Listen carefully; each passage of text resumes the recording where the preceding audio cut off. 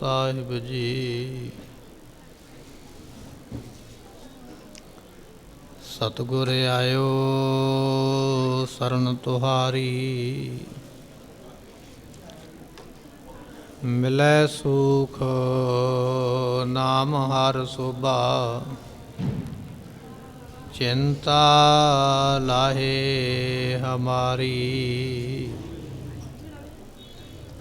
ਅਵਰ ਨਾ ਸੂਝੈ ਦੂਜੀ ਠਾਹਰ,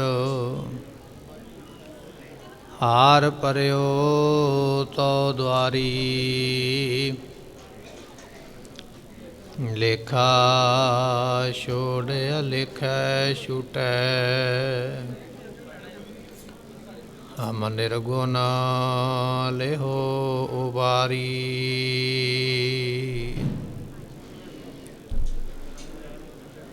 ਸਦ ਬਖਸ਼ਿੰਦ ਸਦਾ ਮਿਹਰਬਾਨਾ, ਸਭਨਾ ਦੇ ਆਧਾਰੀ।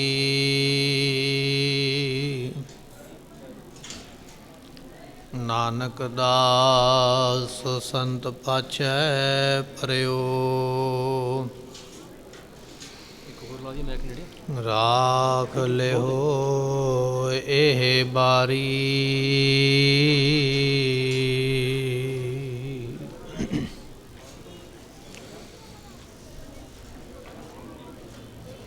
ਗੁਰ ਕੈ ਗ੍ਰਹਿ ਸੇਵਕ ਜੋ ਰਹੈ, ਗੁਰ ਕੀ ਆਗਿਆ ਮਨ ਮੈਂ ਸਹੈ। ਆਪਸ ਕੋ ਕਰ ਕਛ ਨਾ ਜਨਾਵੈ, ਹਰ ਹਰ ਨਾਮ ਹਿਰਦੈ ਸਦ ਧਿਆਵੈ। ਸੁਕੋ ਟਲ ਗੁਰ ਸੇਵ ਅਹਨਿਸ ਸਹਜ, ਦਰਸ਼ਨ ਪਰਸੈ ਜਨਮ ਮਰਨ ਦੁਖ। ਹੋਵੈ ਸਿਫਤ ਖਸਮ ਨੂਰ ਅਰਸੋਂ ਕੁਰਸੋਂ, ਤੁਧ ਡਿਠੇ ਸੱਚੇ ਪਾਤਸ਼ਾਹ ਮਲ ਜਨਮ ਜਨਮ ਦੀ। ਤੁਧ ਡਿਠੇ ਸੱਚੇ ਪਾਤਸ਼ਾਹ ਮਲ ਜਨਮ ਜਨਮ ਦੀ। ਵਾਲੀਏ ਕੁਲ ਆਲਮ ਸਰਵਰੇ ਕਾਇਨਾਤ, ਜੁਗੋ ਜੁਗ ਅਟਲ ਗਰੀਬ ਨਵਾਜ ਸਤਿਗੁਰੂ। ਗੁਰੂ ਗ੍ਰੰਥ ਸਾਹਿਬ ਜੀਆਂ ਦੀ ਪਵਿੱਤਰ ਪਾਵਨ ਹਜ਼ੂਰੀ ਅੰਦਰ ਸ਼ਸ਼ੋਭਤ ਹੋ ਰਹੀ ਗੁਰੂ ਕੀ ਸੰਗਤ, ਸਤਿਗੁਰਾਂ ਦੀ ਗੁਰਬਖਸ਼ਿਸ਼ ਗੁਰ ਫਤਿਹ ਦੀ ਹਾਜ਼ਰੀ ਲਵਾਈਏ। ਮਿਲ ਕੇ ਆਖੀਏ ਵਾਹਿਗੁਰੂ ਜੀ ਕਾ ਖਾਲਸਾ, ਵਾਹਿਗੁਰੂ ਜੀ ਕੀ ਫਤਿਹ। ਮੇਰੀ ਪੀਰੀ ਦੇ ਮਾਲਕ ਗੁਰੂ ਹਰਗੋਬਿੰਦ ਪਾਤਸ਼ਾਹ ਜੀ ਅੱਜ ਦੇ ਦਿਨ ਬੰਦੀ ਰਾਜੀਆਂ ਰਾਜਿਆਂ ਨੂੰ ਰਿਹਾ ਕਰਵਾ ਕੇ, ਉਹਨਾਂ ਨੂੰ ਮੁਕਤੀ ਦੇ ਕੇ ਸਤਿਗੁਰੂ ਜੀ ਅੰਮ੍ਰਿਤਸਰ ਦੀ ਧਰਤੀ 'ਤੇ ਪਹੁੰਚੇ। ਸਿੱਖ ਸੰਗਤਾਂ ਨੇ ਮਹਾਰਾਜ ਜੀਆਂ ਦੇ ਆਉਣ ਦੀ ਖੁਸ਼ੀ ਦੇ ਵਿੱਚ ਦੀਵੇ ਜਗਾ ਕੇ ਆਰਤੀ ਉਤਾਰੀ ਹੈ, ਆਰਤੀ ਕੀਤੀ ਹੈ,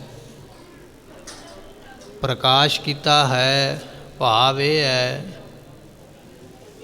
ਕਿ ਤੁਹਾਡੇ ਆਉਣ ਦੇ ਨਾਲ ਸਾਡੀ ਜ਼ਿੰਦਗੀ ਦੇ ਵਿੱਚ, ਸਾਡੇ ਜੀਵਨ ਦੇ ਵਿੱਚ ਗਿਆਨ ਦਾ ਪ੍ਰਕਾਸ਼ ਹੋਇਆ ਹੈ।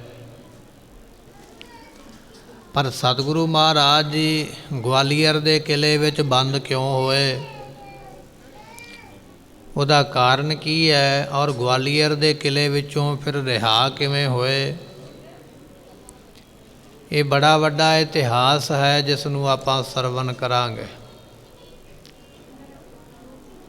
ਸਤਿਗੁਰੂ ਪਾਤਸ਼ਾਹ ਗੁਰੂ ਅਰਜਨ ਦੇਵ ਮਹਾਰਾਜ ਜੀ ਗੁਰਤਾ ਗੱਦੀ 'ਤੇ ਬਿਰਾਜਮਾਨ ਸਨ। ਮਹਾਰਾਜ ਜੀਆਂ ਦੇ ਸ਼ਹੀਦੀ ਦੇ ਕਈ ਕਾਰਨ ਹੋ ਸਕਦੇ ਨੇ, ਪਰ ਉਹਨਾਂ ਬਹੁਤੇ ਕਾਰਨਾਂ ਵਿੱਚੋਂ ਇੱਕ ਕਾਰਨ ਇਹ ਵੀ ਹੈ ਕਿ ਵਜ਼ੀਰ ਖਾਨ ਦਾ ਇੱਕ ਬਾਦਸ਼ਾਹ ਜਹਾਂਗੀਰ ਦਾ ਇੱਕ ਵਜ਼ੀਰ ਹੈ ਅਤੇ ਨਾਮ ਹੈ ਉਸ ਦਾ ਚੰਦੂ ਦੀਵਾਨ। ਅਤੇ ਚੰਦੂ ਦੀਵਾਨ ਆਪਣੀ ਪੁੱਤਰੀ ਦਾ ਜੋ ਰਿਸ਼ਤਾ ਹੈ ਉਹ ਗੁਰੂ ਹਰਗੋਬਿੰਦ ਪਾਤਸ਼ਾਹ ਨੂੰ ਕਰਨਾ ਚਾਹੁੰਦਾ,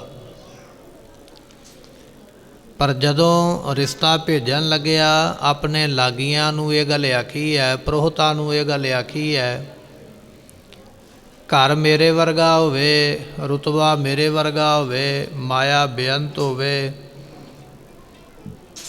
ਕੁੱਲ ਵੀ ਮੇਰੇ ਵਰਗੀ ਹੋਵੇ, ਅਤੇ ਜਿਹੜਾ ਲੜਕਾ ਮੇਰੀ ਪੁੱਤਰੀ ਵਾਸਤੇ ਵੇਖਣਾ ਉਹ ਰੱਜ ਕੇ ਸੋਹਣਾ ਸੁਨੱਖਾ ਹੋਵੇ, ਇਹ ਸਾਰੇ ਗੁਣ ਹੋਣੇ ਚਾਹੀਦੇ, ਤਾਂ ਮੈਂ ਆਪਣੀ ਪੁੱਤਰੀ ਦਾ ਰਿਸ਼ਤਾ ਸਵੀਕਾਰ ਕਰਾਂਗਾ। ਇਹ ਜੋ ਲਾਗੀ ਸਨ, ਲੱਭਦਿਆਂ ਲੱਭਦਿਆਂ ਕਈ ਨਗਰਾਂ ਵਿੱਚ, ਕਈ ਪਿੰਡਾਂ ਵਿੱਚ, ਕਈ ਸ਼ਹਿਰਾਂ ਦੇ ਵਿੱਚ ਘੁੰਮੇ, ਪਰ ਸਾਰੀਆਂ ਚੀਜ਼ਾਂ ਪ੍ਰਾਪਤ ਨਹੀਂ ਹੁੰਦੀਆਂ। ਜੇ ਕਿਤੇ ਘਰ ਵੱਡਾ ਲੱਭ ਜਾਂਦਾ ਹੈ, ਲੜਕਾ ਸੋਹਣਾ ਨਹੀਂ ਹੈ, ਜਿੱਥੇ ਲੜਕਾ ਸੋਹਣਾ ਲੱਭ ਜਾਂਦਾ ਹੈ ਉਹ ਖਾਨਦਾਨ ਬਰਾਬਰ ਨਹੀਂ ਹੈ, ਕਿਉਂਕਿ ਸ਼ਰਤਾਂ ਜ਼ਿਆਦੀਆਂ ਨੇ ਅਤੇ ਜ਼ਿਆਦੀਆਂ ਸ਼ਰਤਾਂ ਪੂਰੀਆਂ ਨਹੀਂ ਹੋ ਰਹੀਆਂ। ਚਲਦਿਆਂ ਚਲਦਿਆਂ ਲਾਗੀ ਜਿਹੜੇ ਸਨ ਲਾਹੌਰ ਪਹੁੰਚੇ।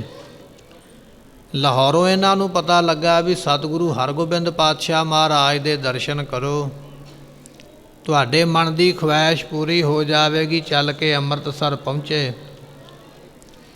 ਸਤਿਗੁਰਾਂ ਨੇ ਦੀਵਾਨ ਸਜਾਇਆ ਸੀ, ਗੁਰੂ ਅਰਜਨ ਸਾਹਿਬ ਪਾਤਸ਼ਾਹ ਬੈਠੇ, ਬੇਅੰਤ ਸੰਗਤਾਂ ਬੈਠੀਆਂ ਹੋਈਆਂ, ਅਤੇ ਉਸ ਵੇਲੇ ਆ ਕੇ ਇਹਨਾਂ ਲਾਗੀ ਨਮਸਕਾਰ ਕਰਕੇ ਲਾਗੀ ਸਤਿਗੁਰਾਂ ਦੇ ਵੀ ਕੋਲ ਬੈਠ ਗਏ। ਇੰਨੇ ਚਿਰ ਨੂੰ ਮੀਰੀ ਪੀਰੀ ਦੇ ਮਾਲਕ ਸਤਿਗੁਰੂ ਹਰਗੋਬਿੰਦ ਪਾਤਸ਼ਾਹ ਮਹਾਰਾਜ ਦੀ ਹਾਲੇ ਛੋਟੀ ਉਮਰਾ ਹੈ, ਚੱਲ ਕੇ ਦੀਵਾਨ ਵਿੱਚ ਆਏ। ਜਦੋਂ ਦੀਵਾਨ ਵਿੱਚ ਆ ਕੇ ਮਹਾਰਾਜ ਜੀਆਂ ਨੇ ਆਪਣੇ ਪਿਤਾ ਨੂੰ ਮੱਥਾ ਟੇਕਿਆ ਹੈ, ਅਤੇ ਸਤਿਗੁਰਾਂ ਦੇ ਦਰਸ਼ਨ ਕਰਦਿਆਂ ਲਾਗੀ ਜਿਹੜੇ ਸਨ ਉਹਨਾਂ ਦੇ ਮਨ ਨੂੰ ਤਸੱਲੀ ਹੋ ਗਈ ਵੀ ਇਹਨਾਂ ਵਰਗਾ ਸੋਹਣਾ ਕੋਈ ਨਹੀਂ ਹੋ ਸਕਦਾ, ਔਰ ਇਹਨਾਂ ਦੀ ਕੁੱਲ ਵੀ ਸੋਢੀ ਹੈ, ਉੱਚੇ ਖਾਨਦਾਨ ਵਿੱਚ ਹਨ, ਮਾਇਆ ਦੀ ਕਮੀ ਨਹੀਂ ਹੈ, ਬੇਅੰਤ ਸੰਗਤਾਂ ਆ ਰਹੀਆਂ ਨੇ। ਆਪਣੇ ਵੱਲੋਂ ਚੰਗਾ ਜਾਣ ਕੇ, ਭਲਾ ਜਾਣ ਕੇ ਇਹਨਾਂ ਨੇ ਰਿਸ਼ਤਾ ਕਰ ਦਿੱਤਾ। ਜਦੋਂ ਰਿਸ਼ਤਾ ਕਰਕੇ ਵਾਪਸ ਪਹੁੰਚੇ, ਚੰਦੂ ਦੀਵਾਨ ਨੂੰ ਜਾ ਕੇ ਦੱਸਿਆ। ਉਹਦੇ ਮਨ ਦੇ ਵਿੱਚ ਰੁਤਬੇ ਦਾ ਹੰਕਾਰ ਸੀ ਵੀ ਮੈਂ ਏਡੇ ਵੱਡੇ ਬਾਦਸ਼ਾਹ ਦਾ ਵਜ਼ੀਰ ਹਾਂ, ਇਹਨਾਂ ਨੇ ਸਾਧੂਆਂ ਦੇ ਘਰ ਦੇ ਵਿੱਚ ਮੇਰੀ ਪੁੱਤਰੀ ਦਾ ਰਿਸ਼ਤਾ ਕੀਤਾ ਹੈ। ਹੰਕਾਰ ਦਾ ਭਰਿਆ ਹੋਇਆ ਕਹਿਣ ਲੱਗ ਪਿਆ, ਮੈਂ ਤੇ ਚੁਬਾਰਾ ਸੀ, ਮੇਰੇ ਚੁਬਾਰੇ ਦੀ ਇੱਟ ਤੁਸੀਂ ਮੋਰੀ ਨੂੰ ਲਾ ਆਏ, ਛੋਟੇ ਘਰ ਰਿਸ਼ਤਾ ਕਰ ਆਏ ਹੋ। ਇਹ ਬਚਨ ਜਦੋਂ ਇਸ ਨੇ ਆਪਣੀ ਕਚਹਿਰੀ ਵਿੱਚ ਕੀਤੇ, ਕਈ ਲੋਕਾਂ ਨੇ ਸੁਣੇ। ਉਹਨਾਂ ਵਿੱਚੋਂ ਕੁਝ ਸਿੱਖ ਵੀ ਸਨ, ਗੁਰੂ ਘਰ ਦੇ ਪ੍ਰੇਮੀ ਨੇਮੀ, ਉਹਨਾਂ ਨੇ ਚਿੱਠੀਆਂ ਪਾਈਆਂ, ਮਹਾਰਾਜ ਇਹ ਹੰਕਾਰ ਵਾਲੇ ਬਚਨ ਕਰਦਾ ਹੈ, ਗੁਰੂ ਘਰ ਨੂੰ ਛੋਟਾ ਦੱਸਦਾ, ਆਪਣੇ ਆਪ ਨੂੰ ਵੱਡਾ ਕਹਿੰਦਾ, ਇਹਦੇ ਘਰ ਦਾ ਰਿਸ਼ਤਾ ਨਾ ਲਿਆ ਜਾਵੇ। ਗੁਰੂ ਅਰਜਨ ਦੇਵ ਮਹਾਰਾਜ ਜੀਆਂ ਦੇ ਸਿੱਖਾਂ ਦਾ ਫਰਮਾਨ ਜਾਣ ਕੇ, ਸੰਗਤ ਦਾ ਹੁਕਮ ਜਾਣ ਕੇ ਸਤਿਗੁਰਾਂ ਨੇ ਫਿਰ ਰਿਸ਼ਤੇ ਤੋਂ ਨਾਂਹ ਕਰ ਦਿੱਤੀ। ਅਤੇ ਇਸ ਨਾਂਹ ਕਰਕੇ ਇਹ ਜਿਹੜਾ ਵਜ਼ੀਰ ਖਾਨ ਵਜ਼ੀਰ ਹੈ, ਜਿਸ ਦਾ ਨਾਮ ਹੈ ਚੰਦੂ ਦੀਵਾਨ, ਚਿੜ ਗਿਆ, ਗੁੱਸਾ ਕਰ ਗਿਆ। ਦੁਨੀਆ ਦੇ ਲੋਕ ਮੈਨੂੰ ਕੀ ਕਹਿਣਗੇ ਵੀ ਏਡਾ ਵੱਡਾ ਵਜ਼ੀਰ ਅਤੇ ਉਹਦੀ ਪੁੱਤਰੀ ਨੂੰ ਨਾ ਹੋ ਜਾਵੇ ਰਿਸ਼ਤੇ ਦੀ। ਗੁੱਸਾ ਕੀਤਾ ਹੈ ਅਤੇ ਬਹਾਨਾ ਲੱਭਦਾ ਪਿਆ ਹੈ, ਅਤੇ ਬਹਾਨਾ ਬਣਾ ਕੇ ਕਈ ਤਰ੍ਹਾਂ ਦੇ ਇਸ ਨੇ ਸਵਾਲ, ਕਈ ਤਰ੍ਹਾਂ ਦੇ ਸਤਿਗੁਰਾਂ ਦੇ ਉਲਟ ਪ੍ਰਚਾਰ ਜਿਹੜੇ ਸਨ ਜਹਾਂਗੀਰ ਦੇ ਕੋਲ ਕੀਤੇ। ਕਦੇ ਆਖਦਾ ਗੁਰੂ ਅਰਜਨ ਸਾਹਿਬ ਜੀਆਂ ਦੇ ਕੋਲ ਚੋਰ ਰਹਿੰਦੇ ਨੇ, ਕਦੇ ਆਖਦਾ ਮਹਾਰਾਜ ਇਸਲਾਮ ਨੂੰ ਨਹੀਂ ਮੰਨਦੇ, ਆਪਣਾ ਵੱਖਰਾ ਧਰਮ ਪੈਦਾ ਕਰਦੇ ਪਏ, ਵੱਖਰਾ ਗ੍ਰੰਥ ਲਿਖਦੇ ਪਏ। ਇਸ ਤਰ੍ਹਾਂ ਦੀਆਂ ਕਈ ਗੱਲਾਂ ਜਦੋਂ ਕੀਤੀਆਂ, ਅਤੇ ਉਹ ਬਾਦਸ਼ਾਹ ਜਹਾਂਗੀਰ ਜਦੋਂ ਜਾਂਦਾ ਪਿਆ ਲਾਹੌਰ ਨੂੰ, ਬਿਆਸ ਦਰਿਆ ਦੇ ਨੇੜੇ ਪਹੁੰਚਿਆ, ਅਤੇ ਇਸ ਦੀ ਫੌਜ ਦੇ ਵਿੱਚੋਂ ਕੁਝ ਚੋਰੀ ਹੋ ਗਈ। ਇਸ ਚੰਦੂ ਦੀਵਾਨ ਨੇ ਉਹ ਵੀ ਨਾਮ ਗੁਰੂ ਅਰਜਨ ਸਾਹਿਬ ਜੀ ਦਾ ਲਾਇਆ ਵੀ ਉਹਨਾਂ ਦੇ ਸਿੱਖ ਇੱਥੇ ਚੋਰੀਆਂ ਕਰਦੇ। ਬਾਦਸ਼ਾਹ ਜਹਾਂਗੀਰ ਲਾਹੌਰ ਪਹੁੰਚ ਗਿਆ, ਸਤਿਗੁਰਾਂ ਨੂੰ ਸੱਦਾ ਭੇਜਿਆ ਗਿਆ, ਮਹਾਰਾਜ ਪਹੁੰਚੇ। ਕਈ ਤਰ੍ਹਾਂ ਦੇ ਸਵਾਲ ਜਵਾਬ ਕਰਨ ਤੋਂ ਮਗਰੋਂ ਫਿਰ ਗੁਰੂ ਗ੍ਰੰਥ ਸਾਹਿਬ ਦੇ ਬਾਰੇ ਵਿਚਾਰ ਹੋਈ। ਤੁਸੀਂ ਇਸਲਾਮ ਦੀ ਨਿੰਦਿਆ ਲਿਖਦੇ ਪਏ ਹੋ, ਆਪਣੇ ਧਰਮ ਨੂੰ ਵੱਡਾ ਲਿਖਦੇ ਪਏ ਹੋ।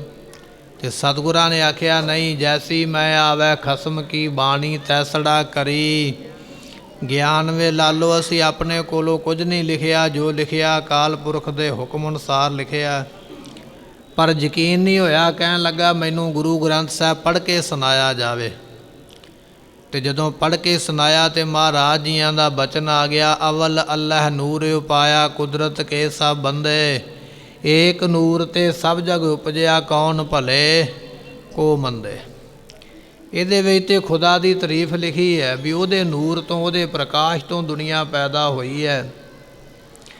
ਦੋ ਚਾਰ ਹੋਰ ਥਾਵਾਂ ਤੋਂ ਪੜ੍ਹ ਕੇ ਵੇਖਿਆ ਗਿਆ, ਪਰ ਸਾਰੇ ਥਾਵਾਂ 'ਤੇ ਸਿਫਤ ਵੇਖ ਕੇ ਬਾਦਸ਼ਾਹ ਜਹਾਂਗੀਰ ਕਹਿਣ ਲੱਗਾ ਵੀ ਇਹਦੇ ਉੱਪਰ ਮੇਰੇ ਦਸਤਖਤ ਹੋਣੇ ਚਾਹੀਦੇ ਨੇ, ਕਿਉਂਕਿ ਮੇਰੇ ਰਾਜ ਵਿੱਚ ਗ੍ਰੰਥ ਲਿਖਿਆ ਗਿਆ ਔਰ ਮੁਹੰਮਦ ਸਾਹਿਬ ਦੀ ਵੱਖਰੀ ਤਾਰੀਫ ਇਹਦੇ ਵਿੱਚ ਲਿਖੀ ਜਾਵੇ।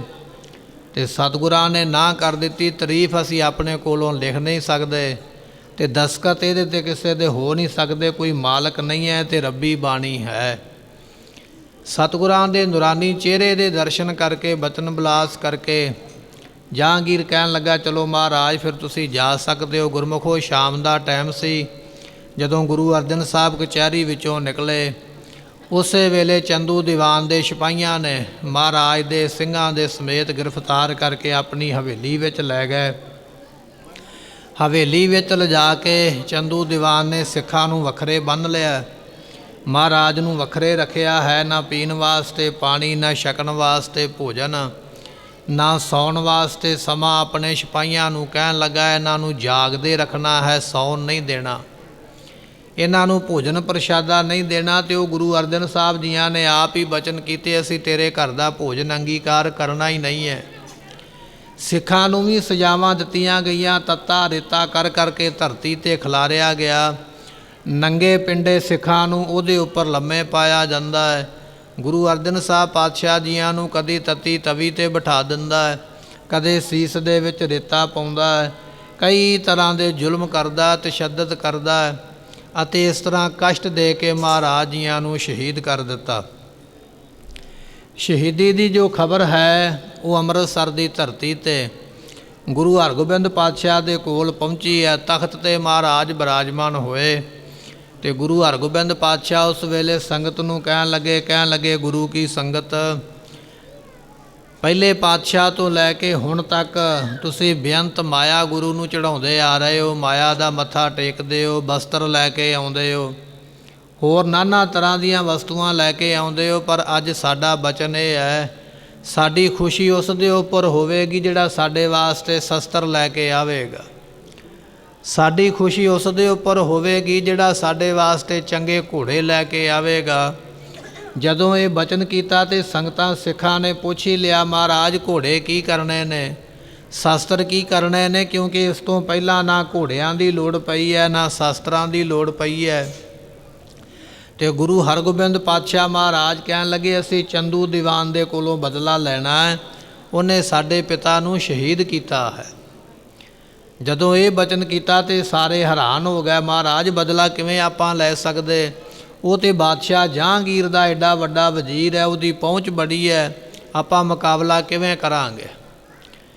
ਜਦੋਂ ਗੁਰੂ ਹਰਗੋਬਿੰਦ ਪਾਤਸ਼ਾਹ ਨੇ ਬਚਨ ਸੁਨੇ, ਉਮਰਾ ਛੋਟੀ ਹੈ, ਸਾਰੀ ਸੰਗਤ ਨੂੰ ਮਹਾਰਾਜ ਉਸ ਵੇਲੇ ਕਹਿਣ ਲੱਗੇ, ਕਹਿੰਦੇ ਗੁਰੂ ਕੀ ਸੰਗਤ, ਸਾਡਾ ਬਚਨ ਧਿਆਨ ਦੇ ਨਾਲ ਸੁਣੋ, ਅੱਜ ਅਸੀਂ ਬੜਾ ਵੱਡਾ ਬਚਨ ਤੁਹਾਡੇ ਨਾਲ ਸਾਂਝਾ ਕਰਨ ਲੱਗੇ ਹਾਂ।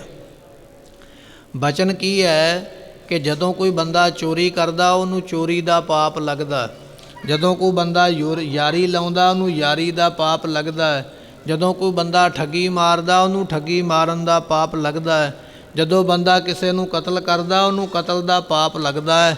ਜਿੰਨੇ ਦੁਨੀਆ ਦੇ ਤਮਾਮ ਪਾਪ ਹਨ, ਵੱਡੇ ਅਤੇ ਛੋਟੇ ਗਿਣੇ ਜਾਂਦੇ, ਅਸੀਂ ਸਾਰੇ ਪਾਪਾਂ ਨੂੰ ਆਪਣੇ ਸਿਰ 'ਤੇ ਮੰਨਾਂਗੇ ਜੇ ਕਰਕੇ ਅਸੀਂ ਚੰਦੂ ਦੇ ਨੱਕ ਦੇ ਵਿੱਚ ਨਕੇਲ ਪਾ ਕੇ ਤੇ ਉਹਨੂੰ ਬਾਜ਼ਾਰ ਦੇ ਵਿੱਚ ਨਾ ਘੁਮਾਈਏ। ਕਿਉਂਕਿ ਸੰਗਤਾਂ ਤੇ ਸਿੱਖ ਹੈਰਾਨ ਸਨ ਵੀ ਚੰਦੂ ਨੂੰ ਗ੍ਰਿਫਤਾਰ ਕਿਵੇਂ ਕੀਤਾ ਜਾ ਸਕਦਾ ਹੈ। ਤੇ ਸਤਿਗੁਰਾਂ ਨੇ ਕਿਹਾ, ਫਿਰ ਅਸੀਂ ਤਮਾਮ ਪਾਪ ਦੇ ਭਾਗੀਦਾਰ ਆਪਣੇ ਆਪ ਨੂੰ ਮੰਨਾਂਗੇ ਜੇ ਚੰਦੂ ਨੂੰ ਸਜ਼ਾ ਨਾ ਦਿੱਤੀ। ਹੁਣ ਇਹ ਬਚਨ ਤੇ ਹੋਇਆ ਅੰਮ੍ਰਿਤਸਰ ਦੀ ਧਰਤੀ ਤੇ, ਪਰ ਇੱਥੇ ਵੀ ਸਰਕਾਰ ਦੇ ਸੂਹੀਏ ਸਨ। ਚੰਦੂ ਦੀ ਖਬਰ ਇੱਥੇ ਵੀ ਹੈ ਵੀ ਮਹਾਰਾਜ ਜੀਆਂ ਦਾ ਪੁੱਤਰ ਗੱਦੀ ਤੇ ਬੈਠ ਕੇ ਕੀ ਫੈਸਲਾ ਲੈਂਦਾ ਹੈ। ਤੇ ਜਦੋਂ ਫੈਸਲਾ ਹੀ ਇਹ ਲੈ ਲਿਆ ਵੀ ਚੰਦੂ ਨੂੰ ਨੱਕ ਵਿੱਚ ਨਕੇਲ ਪਾਉਣੀ ਹੈ, ਨੱਥ ਪਾਉਣੀ ਹੈ, ਤੇ ਕਹਿਣ ਲੱਗੇ ਫਿਰ ਉਸ ਵੇਲੇ ਚੰਦੂ ਨੇ ਯਤਨ ਕਰਨੇ ਸ਼ੁਰੂ ਕਰ ਦਿੱਤੇ। ਇਸ ਤੋਂ ਪਹਿਲਾਂ ਕਿ ਗੁਰੂ ਹਰਗੋਬਿੰਦ ਪਾਤਸ਼ਾਹ ਮੈਨੂੰ ਸਜ਼ਾ ਦੇਣ, ਮੈਨੂੰ ਆਪਣੇ ਕੀਤੇ ਪਾਪ ਦਾ ਦੰਡ ਦੇਣ, ਮੈਂ ਪਹਿਲਾਂ ਸਤਿਗੁਰੂ ਹਰਗੋਬਿੰਦ ਪਾਤਸ਼ਾਹ ਨੂੰ ਖਤਮ ਕਰ ਦੇਵਾਂ। ਬਾਦਸ਼ਾਹ ਜਹਾਂਗੀਰ ਦੇ ਕੋਲ ਸਤਿਗੁਰਾਂ ਦੇ ਉਲਟ ਕਈ ਤਰ੍ਹਾਂ ਦੀਆਂ ਗੱਲਾਂ ਕਰਦਾ ਹੈ। ਇੱਕ ਦਿਨ ਬਾਦਸ਼ਾਹ ਨੂੰ ਕਹਿ ਦਿੱਤਾ, ਕਹਿੰਦਾ ਤੁਹਾਡੇ ਤੇ ਸਾੜ ਸਤੀ ਆਈ ਹੋਈ ਹੈ। ਕਿਉਂਕਿ ਬਾਦਸ਼ਾਹ ਜਹਾਂਗੀਰ ਜਿਹੜਾ ਹੈ ਹਿੰਦੂ ਰਾਣੀ ਦਾ ਪੁੱਤਰ ਹੈ। ਇਹਦੀ ਮਾਂ ਦਾ ਨਾਮ ਹੈ ਜੋਧਾ ਬਾਈ, ਜਿਹੜੀ ਰਾਜਸਥਾਨ ਦੇ ਰਹਿਣ ਵਾਲੀ ਹੈ। ਉਹਦੀ ਕੁੱਖ ਵਿੱਚੋਂ ਹੋਇਆ ਪੈਦਾ ਤੇ ਕੁਝ ਕੁ ਹਿੰਦੂ ਮਤ ਦੇ ਉੱਪਰ ਭਰੋਸਾ ਵੀ ਰੱਖਦਾ ਹੈ। ਬਾਦਸ਼ਾਹ ਨੇ ਕੁਝ ਜਿਹੜੇ ਪੜ੍ਹਨ ਵਾਲੇ ਸਨ ਸ਼ਾਸਤਰ, ਜਿਹੜੇ ਵੇਖਣ ਵਾਲੇ ਸਨ ਸ਼ਾਸਤਰ, ਉਹਨਾਂ ਦੇ ਕੋਲੋਂ, ਜਿਹੜੇ ਜੋਤਸ਼ੀ ਨੇ ਉਹਨਾਂ ਦੇ ਕੋਲੋਂ ਕਹਾ ਦਿੱਤਾ, ਪੈਸਿਆਂ ਦਾ ਲਾਲਚ ਦੇ ਕੇ ਤੁਸੀਂ ਬਾਦਸ਼ਾਹ ਨੂੰ ਆਖੋ ਵੀ ਤੇਰੇ ਤੇ ਸਾੜ ਸਤੀ ਆਈ ਹੈ। ਸਾੜ ਸਤੀ ਤੋਂ ਭਾਵ ਹੁੰਦਾ ਹੈ ਮੋਟਾ ਜਿਹਾ ਸਮਝਣ ਵਾਸਤੇ 7.5 ਮਿੰਟ ਦਾ ਸਮਾਂ ਦੁਖਦਾਈ ਆ ਜਾਵੇ। ਆਪਾਂ ਆਮ ਹੀ ਆਖ ਦਿੰਦੇ ਤੇਰੇ ਤੇ ਸ਼ਨੀ ਭਾਰੀ ਹੈ, ਸ਼ਨੀ ਗ੍ਰਹਿਣ ਤੇਰੇ ਤੇ ਆਇਆ। 7.5 ਮਿੰਟ ਦਾ ਜੋ ਸਮਾਂ ਉਸ ਨੂੰ ਸਾੜ ਸਤੀ ਆਖਿਆ ਜਾਂਦਾ। ਸੋ ਇਸ ਤੋਂ ਅੱਗੇ 7.5 ਘੰਟਿਆਂ ਦਾ ਸਮਾਂ, 7.5 ਦਿਨਾਂ ਦਾ ਸਮਾਂ, 7.5 ਮਹੀਨਿਆਂ ਦਾ ਸਮਾਂ, ਇਸ ਤਰ੍ਹਾਂ 7.5 ਦੀ ਵੰਡ ਅੱਗੇ ਤੋਂ ਅੱਗੇ ਵੱਧਦੀ ਜਾਵੇ। ਉਸ ਨੂੰ ਸਮੇਂ ਨੂੰ ਸਾੜ ਸਤੀ ਕਿਹਾ ਜਾਂਦਾ। ਕਹਿੰਦਾ ਜੀ ਤੁਹਾਡੇ ਤੇ ਸਾੜ ਸਤੀ ਆਈ ਹੈ। ਜਦੋਂ ਬਾਦਸ਼ਾਹ ਜਹਾਂਗੀਰ ਨੇ ਗੱਲ ਸੁਣੀ ਤੇ ਨਾਲ ਹੀ ਉਪਾਅ ਪੁੱਛਿਆ ਵੀ ਉਪਾਅ ਕੀ ਹੈ, ਤੇ ਕਹਿਣ ਲੱਗੇ ਉਪਾਅ ਤਾਂ ਹੋ ਸਕਦਾ ਹੈ ਉਹਨਾਂ ਦੀ ਗੋਤ ਸੋਢੀ ਹੋਵੇ, ਉਹਨਾਂ ਦਾ ਨਾਮ ਵੀ ਹਰਗੋਬਿੰਦ ਹੋਵੇ, ਸਾਰੇ ਲੱਛਣ ਨਿਸ਼ਾਨੀਆਂ ਜਿਹੜੀਆਂ ਸਨ ਸਤਿਗੁਰਾਂ ਵਾਲੀਆਂ ਦੱਸੀਆਂ ਵੀ ਜੇ ਇਹੋ ਜਿਹਾ ਜਾਤੀ ਦਾ, ਇਹੋ ਜਿਹਾ ਨਾਮ ਦਾ ਬੰਦਾ ਤੇਰੀ ਜਗ੍ਹਾ ਤੇ ਰੱਬ ਦਾ ਨਾਮ ਲਵੇ, ਮਾਲਾ ਫੇਰੇ, ਫਿਰ ਤੇਰਾ ਦੁੱਖ ਟਲ ਸਕਦਾ ਹੈ। ਬਾਦਸ਼ਾਹ ਜਹਾਂਗੀਰ ਕਹਿਣ ਲੱਗਾ ਫਿਰ ਇਹੋ ਜਿਹਾ ਬੰਦਾ ਲੱਭ ਕੇ ਲਿਆਓ ਜਿਹੜਾ ਮੇਰੇ ਦੁੱਖ ਨੂੰ ਟਾਲ ਦੇਵੇ। ਤੇ ਉਸ ਵੇਲੇ 2-4 ਗੱਲਾਂ ਕਰਨ ਤੋਂ ਮਗਰੋਂ ਫਿਰ ਦੱਸ ਹੀ ਦਿੱਤਾ ਵੀ ਗੁਰੂ ਅਰਜਨ ਸਾਹਿਬ ਜੀਆਂ ਦੇ ਪੁੱਤਰ ਨੇ ਗੁਰੂ ਹਰਗੋਬਿੰਦ ਪਾਤਸ਼ਾਹ, ਜੇ ਉਹ ਤੇਰੀ ਥਾਂ ਤੇ ਮਾਲਾ ਫੇਰਨਗੇ ਤੇ ਤੇਰਾ ਇਹ ਦੁੱਖ ਸਾੜ ਸਤੀ ਦਾ ਦੂਰ ਹੋਵੇਗਾ। ਬਾਦਸ਼ਾਹ ਜਹਾਂਗੀਰ ਨੇ ਉਸੇ ਵੇਲੇ ਸੁਨੇਹਾ ਭੇਜਿਆ ਅੰਮ੍ਰਿਤਸਰ ਦੀ ਧਰਤੀ ਤੇ, ਮਹਾਰਾਜ ਮੈਨੂੰ ਆ ਕੇ ਮਿਲੋ। ਅਤੇ ਉਸ ਵੇਲੇ ਸਤਿਗੁਰਾਂ ਦੇ ਕੋਲ ਜਦੋਂ ਸੁਨੇਹਾ ਪਹੁੰਚਾ, ਮਹਾਰਾਜ ਕੁਝ ਸੇਵਕਾਂ ਸਿੱਖਾਂ ਦੇ ਸਮੇਤ ਚੱਲ ਕੇ ਦਿੱਲੀ ਪਹੁੰਚੇ। ਬਾਦਸ਼ਾਹ ਔਰੰਗਜ਼ੇਬ ਦੇ, ਬਾਦਸ਼ਾਹ ਜਹਾਂਗੀਰ ਦੇ ਨਾਲ ਮੁਲਾਕਾਤ ਕੀਤੀ, ਬਚਨ ਬਿਲਾਸ ਕੀਤੇ। ਬਾਦਸ਼ਾਹ ਨੇ ਆਖਿਆ ਸਤਿਗੁਰੂ ਮੈਂ ਤੁਹਾਡੀ ਸ਼ਰਨ ਵਿੱਚ ਹਾਂ, ਮੈਨੂੰ ਪਤਾ ਲੱਗਾ ਵੀ ਮੇਰੇ ਤੇ ਸਾੜ ਸਤੀ ਹੈ, ਬਿਪਤਾ ਦਾ ਸਮਾਂ ਹੈ, ਤੁਸੀਂ ਮੇਰੇ ਤੇ ਕਿਰਪਾ ਕਰੋ, ਮੇਰੇ ਵਾਸਤੇ ਮਾਲਾ ਫੇਰੋ ਅਤੇ ਮੇਰੇ ਇਸ ਦੁੱਖ ਨੂੰ ਦੂਰ ਕਰੋ। ਜਦੋਂ ਗੁਰੂ ਹਰਗੋਬਿੰਦ ਪਾਤਸ਼ਾਹ ਨੇ ਬਚਨ ਸੁਣਿਆ ਤੇ ਮਹਾਰਾਜ ਹੱਸ ਪਏ, ਕਹਿਣ ਲੱਗੇ ਬਾਦਸ਼ਾਹ ਸਾੜ ਸਤੀ ਤੇਰਾ ਤੇ ਕੁਝ ਵਿਗਾੜ ਨਹੀਂ ਸਕਦੀ, ਪਰ ਜਿਹਦੇ ਤੇ ਆਈ ਹੈ ਉਦੋਂ ਤੋਂ ਟਲੇਗੀ ਨਹੀਂ, ਉਹਨੂੰ ਸਜ਼ਾ ਦੇ ਕੇ ਹੀ ਜਾਵੇਗੀ। ਹੁਣ ਮਾਲਾ ਫੇਰਨੀ ਕਿੱਥੇ ਹੈ? ਉਹ ਹੈ ਗਵਾਲੀਅਰ ਦਾ ਕਿਲ੍ਹਾ। ਇਹ ਕਿਲ੍ਹਾ ਉਹਨਾਂ ਸਮਿਆਂ ਦੇ ਵਿੱਚ ਮੌਤ ਦਾ ਕਿਲ੍ਹਾ ਹੋਇਆ ਕਰਦਾ। ਜਿਹੜਾ ਰਾਜਾ ਇਹਦੇ ਵਿੱਚ ਕੈਦ ਕਰ ਲਈਏ ਜਿਉਂਦਾ ਨਹੀਂ ਸੀ ਕਦੇ ਬਾਹਰ ਨਿਕਲਦਾ, ਉਹਦੇ ਮਰੇ ਸਰੀਰ ਨੂੰ ਹੀ ਬਾਹਰ ਜਾਣ ਦਾ ਹੁਕਮ ਸੀ। ਇਹੋ ਜਿਹਾ ਇਹ ਭਿਆਨਕ ਕਿਲ੍ਹਾ ਹੈ, ਇਹੋ ਜਿਹੇ ਸਖਤ ਇੱਥੋਂ ਦੇ ਪ੍ਰਬੰਧ ਨੇ। ਤੇ ਸਤਿਗੁਰਾਂ ਨੂੰ ਇਸ ਕਿਲ੍ਹੇ ਦੇ ਅੰਦਰ ਭੇਜਿਆ ਗਿਆ ਵੀ ਉੱਥੇ ਜਾ ਕੇ ਤੁਸੀਂ ਇਹਨਾਂ ਦੇ ਵਾਸਤੇ 40 ਦਿਨ ਮਾਲਾ ਫੇਰੋਗੇ, ਇਹਨਾਂ ਦੀ ਸਾੜ ਸਤੀ ਟਲ ਜਾਏਗੀ, ਤੁਹਾਨੂੰ ਬਾਹਰ ਕੱਢ ਲਵਾਂਗੇ। ਅਸਲ ਵਿੱਚ ਮਕਸਦ ਇਹ ਆ ਵੀ ਇੱਕ ਵਾਰੀ ਅੰਦਰ ਚਲੇ ਜਾਣ, ਬਾਹਰ ਤੇ ਅਸੀਂ ਇਹਨਾਂ ਨੂੰ ਆਉਣ ਨਹੀਂ ਦੇਣਾ, ਬਾਦਸ਼ਾਹ ਨੂੰ ਚੇਤਾ ਭੁੱਲ ਜਾਣਾ। ਇਸੇ ਤਰ੍ਹਾਂ ਕੀਤਾ ਗਿਆ। ਸਤਿਗੁਰਾਂ ਨੇ 5 ਸਿੱਖ ਆਪਣੇ ਨਾਲ ਲੈ ਲਏ, ਬਾਕੀ ਸਿੱਖਾਂ ਨੂੰ ਦਿੱਲੀ ਵਿੱਚ ਟਿਕਾਇਆ ਤੇ ਆਪ ਮਹਾਰਾਜ ਚੱਲ ਕੇ ਆਗਰੇ ਤੇ ਆਗਰਿਓਂ ਤੋਂ ਚੱਲ ਕੇ ਗਵਾਲੀਅਰ ਪਹੁੰਚੇ। ਗਵਾਲੀਅਰ ਕਿਲ੍ਹੇ ਦਾ ਜਿਹੜਾ ਕੋਤਵਾਲ ਹੈ, ਕਿਲ੍ਹੇ ਦੀ ਨਿਗਰਾਨੀ ਕਰਨ ਵਾਲਾ, ਉਹ ਸਤਿਗੁਰਾਂ ਦਾ ਸ਼ਰਧਾਲੂ ਬਣ ਗਿਆ। ਦਰਸ਼ਨ ਕਰਕੇ ਪਹਿਲਾਂ ਵੀ ਉਹਨੇ ਮਹਾਰਾਜ ਦੇ ਬਾਬਤ ਬਹੁਤ ਬਚਨ ਜਿਹੜੇ ਸੁਣ ਛੱਡੇ ਸਨ ਤੇ ਉਹਦੇ ਮਨ ਦੀ ਭਾਵਨਾ ਬਣ ਗਈ। ਸਤਿਗੁਰਾਂ ਦੇ ਦਰਸ਼ਨ ਕਰਕੇ ਮਹਾਰਾਜ ਦਾ ਸ਼ਰਧਾਲੂ ਸੇਵਕ ਬਣ ਗਿਆ। ਸਤਿਗੁਰੂ ਇੱਥੇ ਰਹਿਣ ਲੱਗ ਪਏ। ਮਹਾਰਾਜ ਨੇ ਆਪਣੇ ਸਿੱਖਾਂ ਨੂੰ ਆਖਿਆ, ਕਹਿਣ ਲੱਗੇ ਅਸੀਂ ਇਸ ਕਿਲ੍ਹੇ ਦਾ ਭੋਜਨ ਨਹੀਂ ਛਕਾਂਗੇ, ਇਸ ਕਿਲ੍ਹੇ ਦੇ ਵਿੱਚੋਂ ਲਿਆਂਦੀ ਹੋਈ ਵਸਤੂ ਨੂੰ ਅੰਗੀਕਾਰ ਨਹੀਂ ਕਰਾਂਗੇ। ਜੇ ਸਾਨੂੰ ਤੁਸੀਂ ਭੋਜਨ ਛਕਾਉਣਾ ਚਾਹੁੰਦੇ ਹੋ ਤਾਂ ਸਾਡਾ ਬਚਨ ਇਹ ਹੈ भी तुसीं आप किरत करो, काम करो, तो उस काम दे कमाए हुए जिहड़ी माया है उहदा असीं भोजन छकांगे। तो महाराज दे नाल जिहड़े सिख रहिंदे सन, इन्हां ने फिर लोहारां दे घर विच जा के ਉਹ ਜਿਹੜੇ ਲੋਹਾਰ ਸ਼ਸਤਰ ਬਣਾਉਂਦੇ ਸਨ ਜਾਂ ਲੋਹੇ ਦੇ ਭਾਂਡੇ ਬਣਾਉਂਦੇ ਸਨ, ਉਹਨਾਂ ਦੇ ਘਰਾਂ ਵਿੱਚ ਜਾ ਕੇ ਫਿਰ ਲੋਹਾ ਕੁੱਟ-ਕੁੱਟ ਕੇ ਜਿਹੜੀ ਮਜ਼ਦੂਰੀ ਬਣਦੀ, ਦਿਹਾੜੀ ਬਣਦੀ, ਉਹ ਲਿਆ ਕੇ ਉਹਦਾ ਸਿੱਧਾ ਲਿਆ ਕੇ ਉਹਦਾ ਰਾਸ਼ਨ ਲਿਆ ਕੇ ਤੇ ਭੋਜਨ ਤਿਆਰ ਕੀਤਾ ਜਾਂਦਾ ਔਰ ਗੁਰੂ ਪਾਤਸ਼ਾਹ ਜੀ ਉਸ ਦਾ ਭੋਜਨ ਛਕਦੇ। ਕਈ ਦਿਨ ਲੰਘ ਗਏ ਪਰ ਬਾਦਸ਼ਾਹ ਜਹਾਂਗੀਰ ਨੂੰ ਚੇਤਾ ਭੁੱਲ ਗਿਆ ਕਿ ਸਤਿਗੁਰਾਂ ਨੂੰ ਮੈਂ ਕਿਲੇ ਵਿੱਚ ਬਿਠਾਇਆ, ਯਾਦ ਭੁੱਲ ਗਿਆ ਇਸ ਗੱਲ ਦਾ। ਤੇ ਚੰਦੂ ਦੀਵਾਨ ਮਹਾਰਾਜ ਨੂੰ ਬਾਹਰ ਨਹੀਂ ਆਉਣ ਦੇਣਾ ਚਾਹੁੰਦਾ। ਜਿੰਨੇ ਬੰਦੇ ਜਹਾਂਗੀਰ ਦੇ ਕੋਲ ਰਹਿੰਦੇ ਸਨ, ਚੰਦੂ ਨੇ ਸਾਰਿਆਂ ਨੂੰ ਡਰਾਇਆ ਵੀ ਔਰ ਸਾਰਿਆਂ ਨੂੰ ਲਾਲਚ ਵੀ ਦਿੱਤਾ ਵੀ ਤੁਸੀਂ ਬਾਦਸ਼ਾਹ ਦੇ ਕੋਲ ਸਤਿਗੁਰਾਂ ਦੀ ਕੋਈ ਗੱਲ ਕਰਨੀ ਨਹੀਂ ਹੈ, ਕਿਤੇ ਚੇਤਾ ਹੀ ਨਾ ਆ ਜਾਵੇ। ਸਮਾਂ ਬਤੀਤ ਹੁੰਦਾ ਗਿਆ, ਜਿੰਨਾ ਕਰਾਰ ਕੀਤਾ ਸੀ, ਜਿੰਨੇ ਦਿਨਾਂ ਵਾਸਤੇ ਆਖਿਆ ਸੀ, ਜਦੋਂ ਦਿਨ ਪੂਰੇ ਹੋ ਗਏ ਸਤਿਗੁਰਾਂ ਨੂੰ ਕਿਲੇ ਵਿੱਚੋਂ ਬਾਹਰ ਨਹੀਂ ਕੱਢਿਆ। ਮਹਾਰਾਜ ਕਿਲੇ ਦੇ ਵਿੱਚ ਹੀ ਦੀਵਾਨ ਸਜਾਉਂਦੇ। ਇੱਥੇ ਰਾਜੇ ਰਹਿੰਦੇ ਨੇ ਜਿਹੜੇ ਆਕੀ ਹੋਏ ਸਨ। ਰਾਜਪੂਤ ਰਾਜੇ ਗਿਣਤੀ 52 ਹੈ, ਉਹ ਇੱਥੇ ਕੈਦ ਕੀਤੇ ਹੋਏ। ਇੱਥੇ ਹੋਰ ਵੀ ਬਾਦਸ਼ਾਹ ਦੇ ਖਿਲਾਫ ਜਿਹੜੇ ਜਾਣ ਵਾਲੇ ਵਿਅਕਤੀ ਸਨ, ਜਿਨ੍ਹਾਂ ਦੀ ਗਿਣਤੀ 750 ਦੇ ਕਰੀਬ ਹੈ, ਉਹ ਵੀ ਇੱਥੇ ਕੈਦ ਕੀਤੇ ਹੋਏ। ਕਿਉਂਕਿ ਸਰਕਾਰ ਭਾਵੇਂ ਕੋਈ ਵੀ ਹੋਵੇ, ਸਮਾਂ ਭਾਵੇਂ ਕੋਈ ਵੀ ਹੋਵੇ, ਜਿਹੜਾ ਸਰਕਾਰ ਦੇ ਫੈਸਲੇ ਦੇ ਵਿਰੁੱਧ ਜਾਂਦਾ ਹੈ, ਸਰਕਾਰ ਉਸ ਨੂੰ ਅੱਤਵਾਦੀ ਕਹਿ ਦਿੰਦੀ ਹੈ, ਸਰਕਾਰ ਉਸ ਨੂੰ ਜਿਹੜਾ ਹੈ ਦੇਸ਼ ਧਰੋਹੀ ਕਹਿ ਦਿੰਦੀ ਹੈ ਤੇ ਉਹਨਾਂ ਨੂੰ ਸਜ਼ਾਵਾਂ ਦਿੱਤੀਆਂ ਜਾਂਦੀਆਂ। ਭਾਵੇਂ ਉਹ ਚੰਗਾ ਕੰਮ ਹੀ ਕਰਦਾ ਪਿਆ ਹੋਵੇ ਪਰ ਸਰਕਾਰ ਦੀ ਨਜ਼ਰ ਦੇ ਵਿੱਚ ਉਹ ਦੇਸ਼ ਧਰੋਹੀ ਹੈ। ਬਾਦਸ਼ਾਹ ਜਹਾਂਗੀਰ ਦੇ ਕਈ ਕੰਮਾਂ ਤੋਂ ਦੁਖੀ ਹੋ ਕੇ ਜਿਨ੍ਹਾਂ ਲੋਕਾਂ ਨੇ ਵਿਦਰੋਹ ਕੀਤਾ, ਜਿਨ੍ਹਾਂ ਲੋਕਾਂ ਨੇ ਉਹਦੇ ਖਿਲਾਫ ਆਵਾਜ਼ ਉਠਾਈ, ਉਹਨਾਂ ਨੂੰ ਚੁੱਕ ਕੇ ਕਿਲੇ ਵਿੱਚ ਬੰਦ ਕੀਤਾ ਗਿਆ। ਸਤਿਗੁਰਾਂ ਦਾ ਸਵੇਰੇ ਦੀਵਾਨ ਸਜਦਾ। ਇਹ ਰਾਜੇ ਤੇ ਜਿੰਨੇ ਇੱਥੇ ਕੈਦ ਕੀਤੇ ਲੋਕ ਨੇ ਆ ਕੇ ਹਾਜ਼ਰੀ ਭਰਦੇ। ਸ਼ਾਮ ਨੂੰ ਫਿਰ ਦੀਵਾਨ ਸਜਦਾ ਹੈ। ਪਰ ਸਤਿਗੁਰਾਂ ਦੇ ਜਾਣ ਤੋਂ ਪਹਿਲਾਂ ਰਾਜਿਆਂ ਦੀ ਹਾਲਤ ਬੜੀ ਤਰਸਯੋਗ ਹੈ। ਸਿਰ ਦੇ ਵਿੱਚ ਮਿੱਟੀ ਪੈ ਪੈ ਕੇ ਵਾਲ ਜਿਹੜੇ ਨੇ ਜੁੜ ਚੁੱਕੇ ਨੇ, ਜਟਾਵਾਂ ਬਣ ਚੁੱਕੀਆਂ। ਕਈ ਦਿਨ ਹੋ ਗਏ ਭੋਜਨ ਖਾਦਿਆਂ ਨੂੰ, ਗੰਦਾ ਪਾਣੀ ਪੀਣ ਨੂੰ ਮਿਲਦਾ, ਕੰਕਰ ਵਾਲਾ ਭੋਜਨ ਖਾਣ ਨੂੰ ਮਿਲਦਾ, ਨਹਾਉਣ ਵਾਸਤੇ ਕੋਈ ਵਸਤੂ ਨਹੀਂ ਮਿਲਦੀ ਹੈ। ਮੈਲੇ ਕੱਪੜੇ ਗਲ ਦੇ ਵਿੱਚ ਪਾਏ। ਇਹਨਾਂ ਰਾਜਿਆਂ ਦਾ ਫਕੀਰਾਂ ਨਾਲੋਂ ਵੀ ਮਾੜਾ ਹਾਲ ਹੋਇਆ ਪਿਆ। ਸਤਿਗੁਰਾਂ ਦੇ ਜਾਣ ਕਰਕੇ ਸਾਰੀਆਂ ਵਸਤੂਆਂ ਮਿਲਣੀਆਂ ਸ਼ੁਰੂ ਹੋ ਗਈਆਂ। ਸੋ ਖਾਣ ਵਾਸਤੇ ਭੋਜਨ ਵੀ ਮਿਲਣ ਲੱਗ ਪਿਆ, ਲੰਗਰ ਤਿਆਰ ਹੁੰਦਾ, ਬਸਤਰ ਵੀ ਮਿਲਣ ਲੱਗ ਪਏ, ਚੰਗੀ ਜ਼ਿੰਦਗੀ ਇਹਨਾਂ ਦੀ ਕੱਟਣ ਲੱਗ ਪਈ, ਦਵਾ ਦਾਰੂ ਵੀ ਮਿਲਣ ਲੱਗ ਪਿਆ। ਸਤਿਗੁਰੂ ਰਹਿੰਦੇ ਪਏ। ਪਰ ਜਦੋਂ ਕਈ ਦਿਨ ਉੱਪਰ ਲੰਘ ਗਏ, ਮਾਤਾ ਗੰਗਾ ਜੀ ਅੰਮ੍ਰਿਤਸਰ ਬੈਠੇ ਸਨ। ਉਹਨਾਂ ਨੂੰ ਫਿਕਰ ਹੋ ਗਿਆ ਆਪਣੇ ਪੁੱਤਰ ਦਾ। ਫਿਕਰ ਇਸ ਗੱਲ ਦਾ ਹੈ, ਪਹਿਲਾਂ ਸਾਡੇ ਪਤੀ ਗੁਰੂ ਅਰਜਨ ਸਾਹਿਬ ਨੂੰ ਬੁਲਾਇਆ, ਬੁਲਾ ਕੇ ਉਹਨਾਂ ਨੂੰ ਕੈਦ ਕੀਤਾ ਤੇ ਫਿਰ ਸ਼ਹੀਦ ਕਰ ਦਿੱਤਾ ਗਿਆ। ਅੱਜ ਸਾਡੇ ਪੁੱਤਰ ਨੂੰ ਬੁਲਾ ਲਿਆ, ਉਹਨਾਂ ਨੂੰ ਵੀ ਕੈਦ ਕਰ ਦਿੱਤਾ ਤੇ ਹੋ ਸਕਦਾ ਉਹਨਾਂ ਦੇ ਨਾਲ ਵੀ ਕੋਈ ਭਾਣਾ ਨਾ ਵਰਤਾ ਦੇਣ। ਇਹ ਡਰ ਹੈ ਮਾਤਾ ਗੰਗਾ ਜੀਆਂ ਦੇ ਮਨ ਵਿੱਚ। ਕਿ ਉਸ ਵੇਲੇ ਬਾਬਾ ਬੁੱਢਾ ਸਾਹਿਬ ਜੀ ਤੇ ਕੁਝ ਪਤਵੰਤੇ ਜਿਹੜੇ ਸੱਜਣ ਸਨ, ਉਹਨਾਂ ਨੂੰ ਭੇਜਿਆ, ਜਾਓ ਜਾ ਕੇ ਸਤਿਗੁਰਾਂ ਦੀ ਰਿਹਾਈ ਦਾ ਬੰਦੋਬਸਤ ਕਰੋ। ਅੱਜ ਆਪਾਂ ਪ੍ਰਭਾਤ ਫੇਰੀ ਦੇ ਰੂਪ ਦੇ ਵਿੱਚ ਸ਼ਬਦ ਪੜ੍ਹਦੇ ਹਾਂ, ਸ਼ਬਦ ਗਾਉਂਦੇ ਹਾਂ, ਜਾਂ ਸ਼ਬਦ ਪੜ੍ਹਦੇ ਜਾਂਦੇ ਹਾਂ, ਪਰਿਕਰਮਾ ਕਰਦੇ ਹਾਂ। ਇਹ ਜਿਹੜੀ ਮਰਿਆਦਾ ਹੈ ਬਾਬਾ ਬੁੱਢਾ ਸਾਹਿਬ ਜੀਆਂ ਤੋਂ ਚੱਲ ਪਈ। ਬਾਬਾ ਬੁੱਢਾ ਸਾਹਿਬ ਜੀ ਜਦੋਂ ਅੰਮ੍ਰਿਤਸਰ ਤੋਂ ਚੱਲ ਕੇ ਗਵਾਲੀਅਰ ਜਾਂਦੇ, ਨਾਲ ਸੰਗਤਾਂ ਹੁੰਦੀਆਂ, ਸ਼ਬਦ ਕੀਰਤਨ ਕਰਦਿਆਂ, ਬਾਣੀ ਪੜ੍ਹਦਿਆਂ, ਸ਼ਬਦ ਗਾਉਂਦਿਆਂ ਜਾਇਆ ਕਰਦੇ। ਅਤੇ ਇਹ ਪਰੰਪਰਾ ਸਿੱਖ ਮੱਤ ਵਿੱਚ ਇਹ ਚੱਲ ਪਈ ਵੀ ਚਲਦਿਆਂ ਸ਼ਬਦ ਪੜ੍ਹ ਕੇ ਆਪ ਵੀ ਸਫਲੇ ਹੋਣਾ, ਦੂਜਿਆਂ ਨੂੰ ਵੀ ਸਫਲੇ ਕਰ ਦੇਣਾ।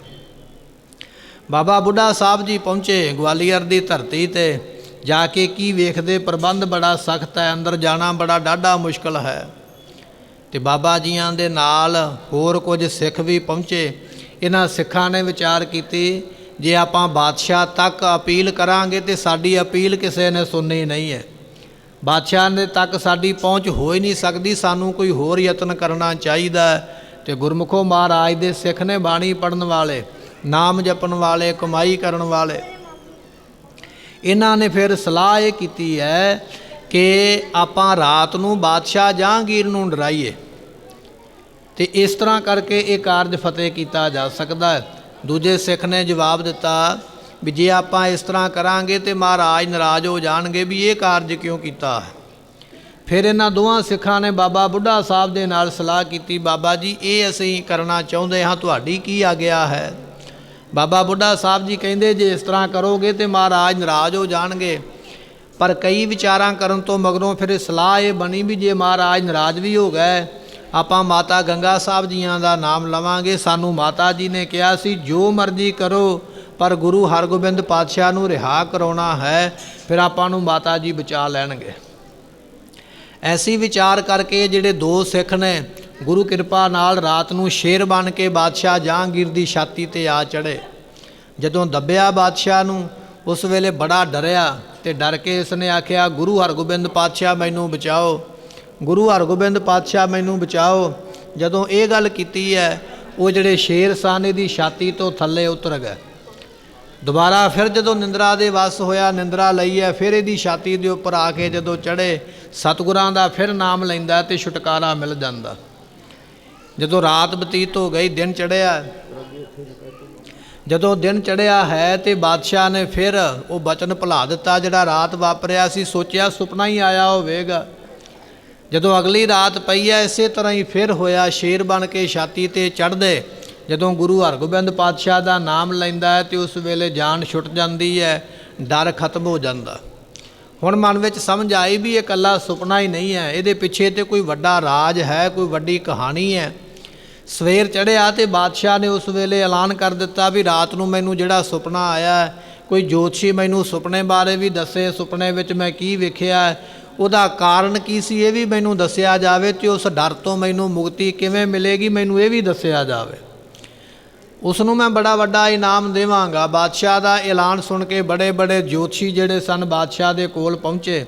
उन्होंने आके दस्सिया, आपो अपने टेवे लाए, आपो अपनी विद्या के मुताबिक दसदे पए, पर किसी दे कोलों भी तसल्ली नहीं हुई बादशाह जहांगीर दी। इन्ने चिर नूं वो जिहड़े सिख रात नूं शेर बन के दी छाती दे उपर बैठते सन, अपना भेस बदल के एक सिख बादशाह जहांगीर दे कोल पहुँचया।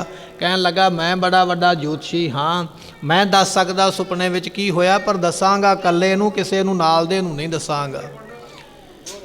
तो उस वेले बादशाह जहांगीर नूं कल्लियां करके उसने दस्सिया भी रात नूं तेरी छाती ते शेर चढ़े सन, तू गुरु हरगोबिंद पातशाह का नाम लिया तो उन्होंने तैनूं छड्डिया है। जदों ये गल कही तो बादशाह नूं यकीन आ गया भी मेरे तो बिना तो इस गल नूं जानदा नहीं, ये जोतशी वाकई ही बड़ा करामाती है, बड़ा सच्चा है, जिन्हों इन्ना कुछ मेरे बारे पता है। फिर जोतशी दे कोलों उपा पुछया भी उपा की है, तो सिख ने दस्सिया उपा ये है, तू सतगुरां नूं ग्वालियर दे किले विच भेजिया सी भी मेरे वास्ते माला फेरो अते मैनूं दुख तो छुटकारा मिलेगा, तो सतगुरां ने तेरे वास्ते माला फेरी है, पर हुण दिते हुए दिन पूरे हो गए ने, तू महाराज नूं याद नहीं कीता, उन्हां नूं याद कर, नहीं करेंगा तो शेर तैनूं खा जाणगे। पर यह गल किसी नूं दसी ना और किसी की सलाह ना लई सतगुरां नूं रिहा करन विच, नहीं तो तेरे वजीरां ने कई तरह के तेरे मन में वहम पा देने। जदों बादशाह ने गल सुनी है उस वेले अपनी कचहरी लाई है, कचहरी ला के हुक्म दिता भी गुरु हरगोबिंद पातशाह नूं ग्वालियर के किले विचों बाहर लिया के छेती नाल मेरे तक पहुँचदा करो, ये मेरा हुक्म है। जदों बादशाह का हुक्म होया, इधर चंदू दीवान गुरमुखो अपनियां चालां चलदा, मन विच सोचदा भी किवें ना किवें किले दे विच ही महाराज नूं मैं मार देवां, बाहर जिउंदा आउण ही ना देवां। इसने की कीता, जिहड़ा भोजन महाराज का तैयार हुंदा उहदे विच जहर पवाउण दा यतन कीता भी भोजन विच जहर पा के गुरु हरगोबिंद पातशाह नूं दिता जावे, मारिया जावे। जदों ये स्कीम इहदी पूरी नहीं हुई, दूजी स्कीम ये लाई गई भी सतगुरां ने जिहड़े कपड़े पाउणे ने उन्हां कपड़ियां नूं जहर लाया जावे, महाराज गल विच कपड़ा पाउणगे अते जहर शरीर नूं चलेगा ते सतगुरु शरीर छड्ड जाणगे। इहो जी एक पोशाक बना के एक वर्दी पवा के महाराज दे गल पवाउण वास्ते तैयार की गई, उहदे अंदर जहर दी पुठ लाई गई। जिहड़ा किलेदार सी निगरानी रखण वाला उसनूं सुनेहा भेजिया भी तू जिवें किवें करके ये वर्दी महाराज दे गल विच पवा, जे सतगुरु शरीर छड्ड गया मैं तैनूं मूँहों मंगिया इनाम देवांगा। इत्थे ही बस नहीं, तेरा मरातबा तेरा अहुदा भी वड्डा कीता जावेगा। पर ये जिहड़ा किले दा किलेदार है इन्हें जवाब दे दिता, कहन लगा मैं तो गुरु का सिख बन गया हाँ, ਸਤਿਗੁਰਾਂ ਦੇ ਸਰੀਰ ਛੱਡਣ ਤੋਂ ਪਹਿਲਾਂ ਮੈਂ ਆਪਣਾ ਸਰੀਰ ਛੱਡ ਜਾਵਾਂਗਾ, ਪਰ ਮੈਂ ਪਾਪ ਨਹੀਂ ਕਰਾਂਗਾ। ਹੁਣ ਚੰਦੂ ਨੇ ਯਤਨ ਤੇ ਬੜੇ ਕੀਤੇ ਮਹਾਰਾਜ ਨੂੰ ਮਾਰਨ ਵਾਸਤੇ, ਪਰ ਕਾਮਯਾਬੀ ਨਹੀਂ ਮਿਲੀ। ਇੱਧਰੋਂ ਬਾਦਸ਼ਾਹ ਜਹਾਂਗੀਰ ਦਾ ਹੁਕਮ ਹੋਇਆ ਕਿ ਸਤਿਗੁਰਾਂ ਨੂੰ ਰਿਹਾ ਕੀਤਾ ਜਾਵੇ। ਤੇ ਜਦੋਂ ਇਹ ਖਬਰਾਂ ਕਿਲੇ ਦੇ ਵਿੱਚ ਪਹੁੰਚੀਆਂ, ਮਹਾਰਾਜ ਤਿਆਰ ਹੋ ਗਏ ਕਿਲੇ ਵਿੱਚੋਂ ਬਾਹਰ ਨਿਕਲਣ ਵਾਸਤੇ। ਉਹਨਾਂ ਰਾਜਿਆਂ ਨੇ ਮਹਾਰਾਜ ਦੇ ਚਰਨ ਫੜ ਲਏ। ਜਿੰਨੇ ਹੋਰ ਲੋਕ ਕੈਦ ਸਨ ਉਹਨਾਂ ਨੇ ਵੀ ਚਰਨ ਫੜ ਲਿਆ। ਮਹਾਰਾਜ ਅੱਜ ਤੁਸੀਂ ਚੱਲੇ ਹੋ, ਤੁਹਾਡੇ ਆਉਣ ਕਰਕੇ ਸਾਨੂੰ ਚੰਗਾ ਭੋਜਨ ਮਿਲਣਾ ਸ਼ੁਰੂ ਹੋਇਆ। ਤੁਹਾਡੇ ਆਉਣ ਕਰਕੇ ਸਾਡੀ ਜ਼ਿੰਦਗੀ ਥੋੜ੍ਹੀ ਜਿਹੀ ਬੰਦਿਆਂ ਵਾਲੀ ਬਣੀ, ਅਸੀਂ ਤੇ ਪਸ਼ੂਆਂ ਵਾਲੀ ਜ਼ਿੰਦਗੀ ਇੱਥੇ ਕੱਟਦੇ ਪਏ। ਤੁਹਾਡੇ ਆਉਣ ਕਰਕੇ ਸਾਨੂੰ ਇੱਕ ਨਿੱਕੀ ਜਿਹੀ ਆਸ ਜਾਗੀ ਸੀ ਵੀ ਤੁਸੀਂ ਸਾਡਾ ਪਾਰ ਉਤਾਰਾ ਕਰੋਗੇ। ਮਹਾਰਾਜ ਤੁਸੀਂ ਚੱਲੇ ਹੋ, ਤੁਹਾਡੇ ਤੋਂ ਬਾਅਦ ਵਿੱਚ ਸਾਡਾ ਕੌਣ ਰਾਖਾ ਹੈ? ਸਾਨੂੰ ਕੌਣ ਬਚਾਵੇਗਾ, ਕੌਣ ਕੱਢੇਗਾ? ਮਹਾਰਾਜ ਦੇ ਚਰਨ ਫੜ ਕੇ ਬੇਨਤੀਆਂ ਕਰਦੇ, ਮਹਾਰਾਜ ਆਪ ਚੱਲੇ ਹੋ, ਸਾਨੂੰ ਵੀ ਨਾਲ ਲੈ ਕੇ ਚੱਲੋ। ਤੇ ਜਦੋਂ ਸਤਿਗੁਰਾਂ ਦੇ ਅੱਗੇ ਤਰਲਾ ਕੀਤਾ ਇਹਨਾਂ ਨੇ, ਤੇ ਸਤਿਗੁਰਾਂ ਨੇ ਉਸ ਵੇਲੇ ਫਿਰ ਜਵਾਬ ਭੇਜਿਆ। ਕਹਿਣ ਲੱਗੇ, ਬਾਦਸ਼ਾਹ ਅਸੀਂ ਕਿਲੇ ਵਿੱਚੋਂ ਉਦੋਂ ਬਾਹਰ ਨਿਕਲਾਂਗੇ ਜਦੋਂ ਇਹਨਾਂ ਰਾਜਿਆਂ ਨੂੰ ਜਾਂ ਇਹਨਾਂ ਕੈਦ ਕੀਤੇ ਲੋਕਾਂ ਨੂੰ ਛੱਡੇਗਾ। ਤੇ ਕੈਦ ਕੀਤਾ ਉੱਥੇ ਇੱਕ ਨਹੀਂ, 52 ਗਿਣਤੀ ਉਹਨਾਂ ਦੀ ਹੈ ਜਿਹੜੇ ਰਾਜੇ ਸਨ, ਰਜਵਾੜੇ ਸਨ, ਰਿਆਸਤਾਂ ਦੇ ਬਾਦਸ਼ਾਹ ਤੋਂ ਆਕੀ ਸਨ, ਉਹਨਾਂ ਨੂੰ ਕੈਦ ਕੀਤਾ ਹੋਇਆ। ਪਰ ਉਹਨਾਂ ਤੋਂ ਬਿਨਾਂ ਵੀ ਕਈ ਜਿਹੜੇ ਸਨ ਦੇਸ਼ ਭਗਤ ਜਾਂ ਕੌਮ ਭਗਤ ਜਿਹੜੇ ਸਨ, ਉਹਨਾਂ ਨੂੰ ਵੀ ਬਾਦਸ਼ਾਹ ਨੇ ਦੇਸ਼ ਧਰੋਹੀ ਕਹਿ ਕੇ ਬੰਦ ਕੀਤਾ ਹੋਇਆ। 750 ਦੀ ਉਹਨਾਂ ਦੀ ਵੱਖਰੀ ਗਿਣਤੀ ਹੈ। ਹੁਣ ਬਾਦਸ਼ਾਹ ਨੇ ਸੋਚਿਆ ਜੇ ਸਾਰਿਆਂ ਨੂੰ ਛੱਡਾਂਗਾ ਤੇ ਦੇਸ਼ ਵਿੱਚ ਦੁਬਾਰਾ ਫਿਰ ਗਦਰ ਪੈ ਸਕਦਾ, ਬਗਾਵਤ ਹੋ ਸਕਦੀ ਹੈ। ਸਿਆਸਤ ਕਰਦਿਆਂ ਹੋਇਆਂ ਸ਼ਰਤ ਰੱਖ ਦਿੱਤੀ, ਮਹਾਰਾਜ ਛੱਡ ਤੇ ਦੇਵਾਂਗੇ, ਪਰ ਛੱਡਾਂਗੇ ਉਹਨਿਆਂ ਨੂੰ ਜਿਹੜੇ ਤੁਹਾਡਾ ਪੱਲਾ ਫੜ ਕੇ ਬਾਹਰ ਆਉਣਗੇ। ਉਹਦੇ ਵਿੱਚ ਵੀ ਇੱਕ ਰਾਜਨੀਤੀ ਹੈ, ਕਿਉਂਕਿ ਜਿਹੜੇ ਹਿੰਦੂ ਰਾਜੇ ਸਨ ਜਾਂ ਰਾਜਪੂਤ ਰਾਜੇ ਸਨ, ਉਹਨਾਂ ਨੂੰ ਬੜੇ ਅਣਖੀ ਮੰਨਿਆ ਜਾਂਦਾ ਹੈ, ਬੜੇ ਦਲੇਰ ਮੰਨਿਆ ਜਾਂਦਾ ਹੈ, ਉਹਨਾਂ ਨੂੰ ਆਤਮ ਨਿਰਭਰ ਮੰਨਿਆ ਜਾਂਦਾ ਹੈ। ਇਹਨਾਂ ਦੀ ਵਿਚਾਰ ਇਹ ਸੀ ਵੀ ਉਹ ਰਾਜੇ ਮਹਾਰਾਜ ਦਾ ਪੱਲਾ ਫੜ ਕੇ ਮਗਰ ਲੱਗ ਕੇ ਬਾਹਰ ਆਉਣ ਵਾਸਤੇ ਨਹੀਂ ਮੰਨਣਗੇ, ਕਿਉਂ ਤੇ ਉਹ ਤੇ ਖੁਦ ਮੁਖਤਿਆਰ ਬਣਦੇ ਨੇ, ਖੁਦ ਆਪਣੇ ਆਪ ਨੂੰ ਕਹਿੰਦੇ ਵੀ ਅਸੀਂ ਰਾਜੇ ਹਾਂ।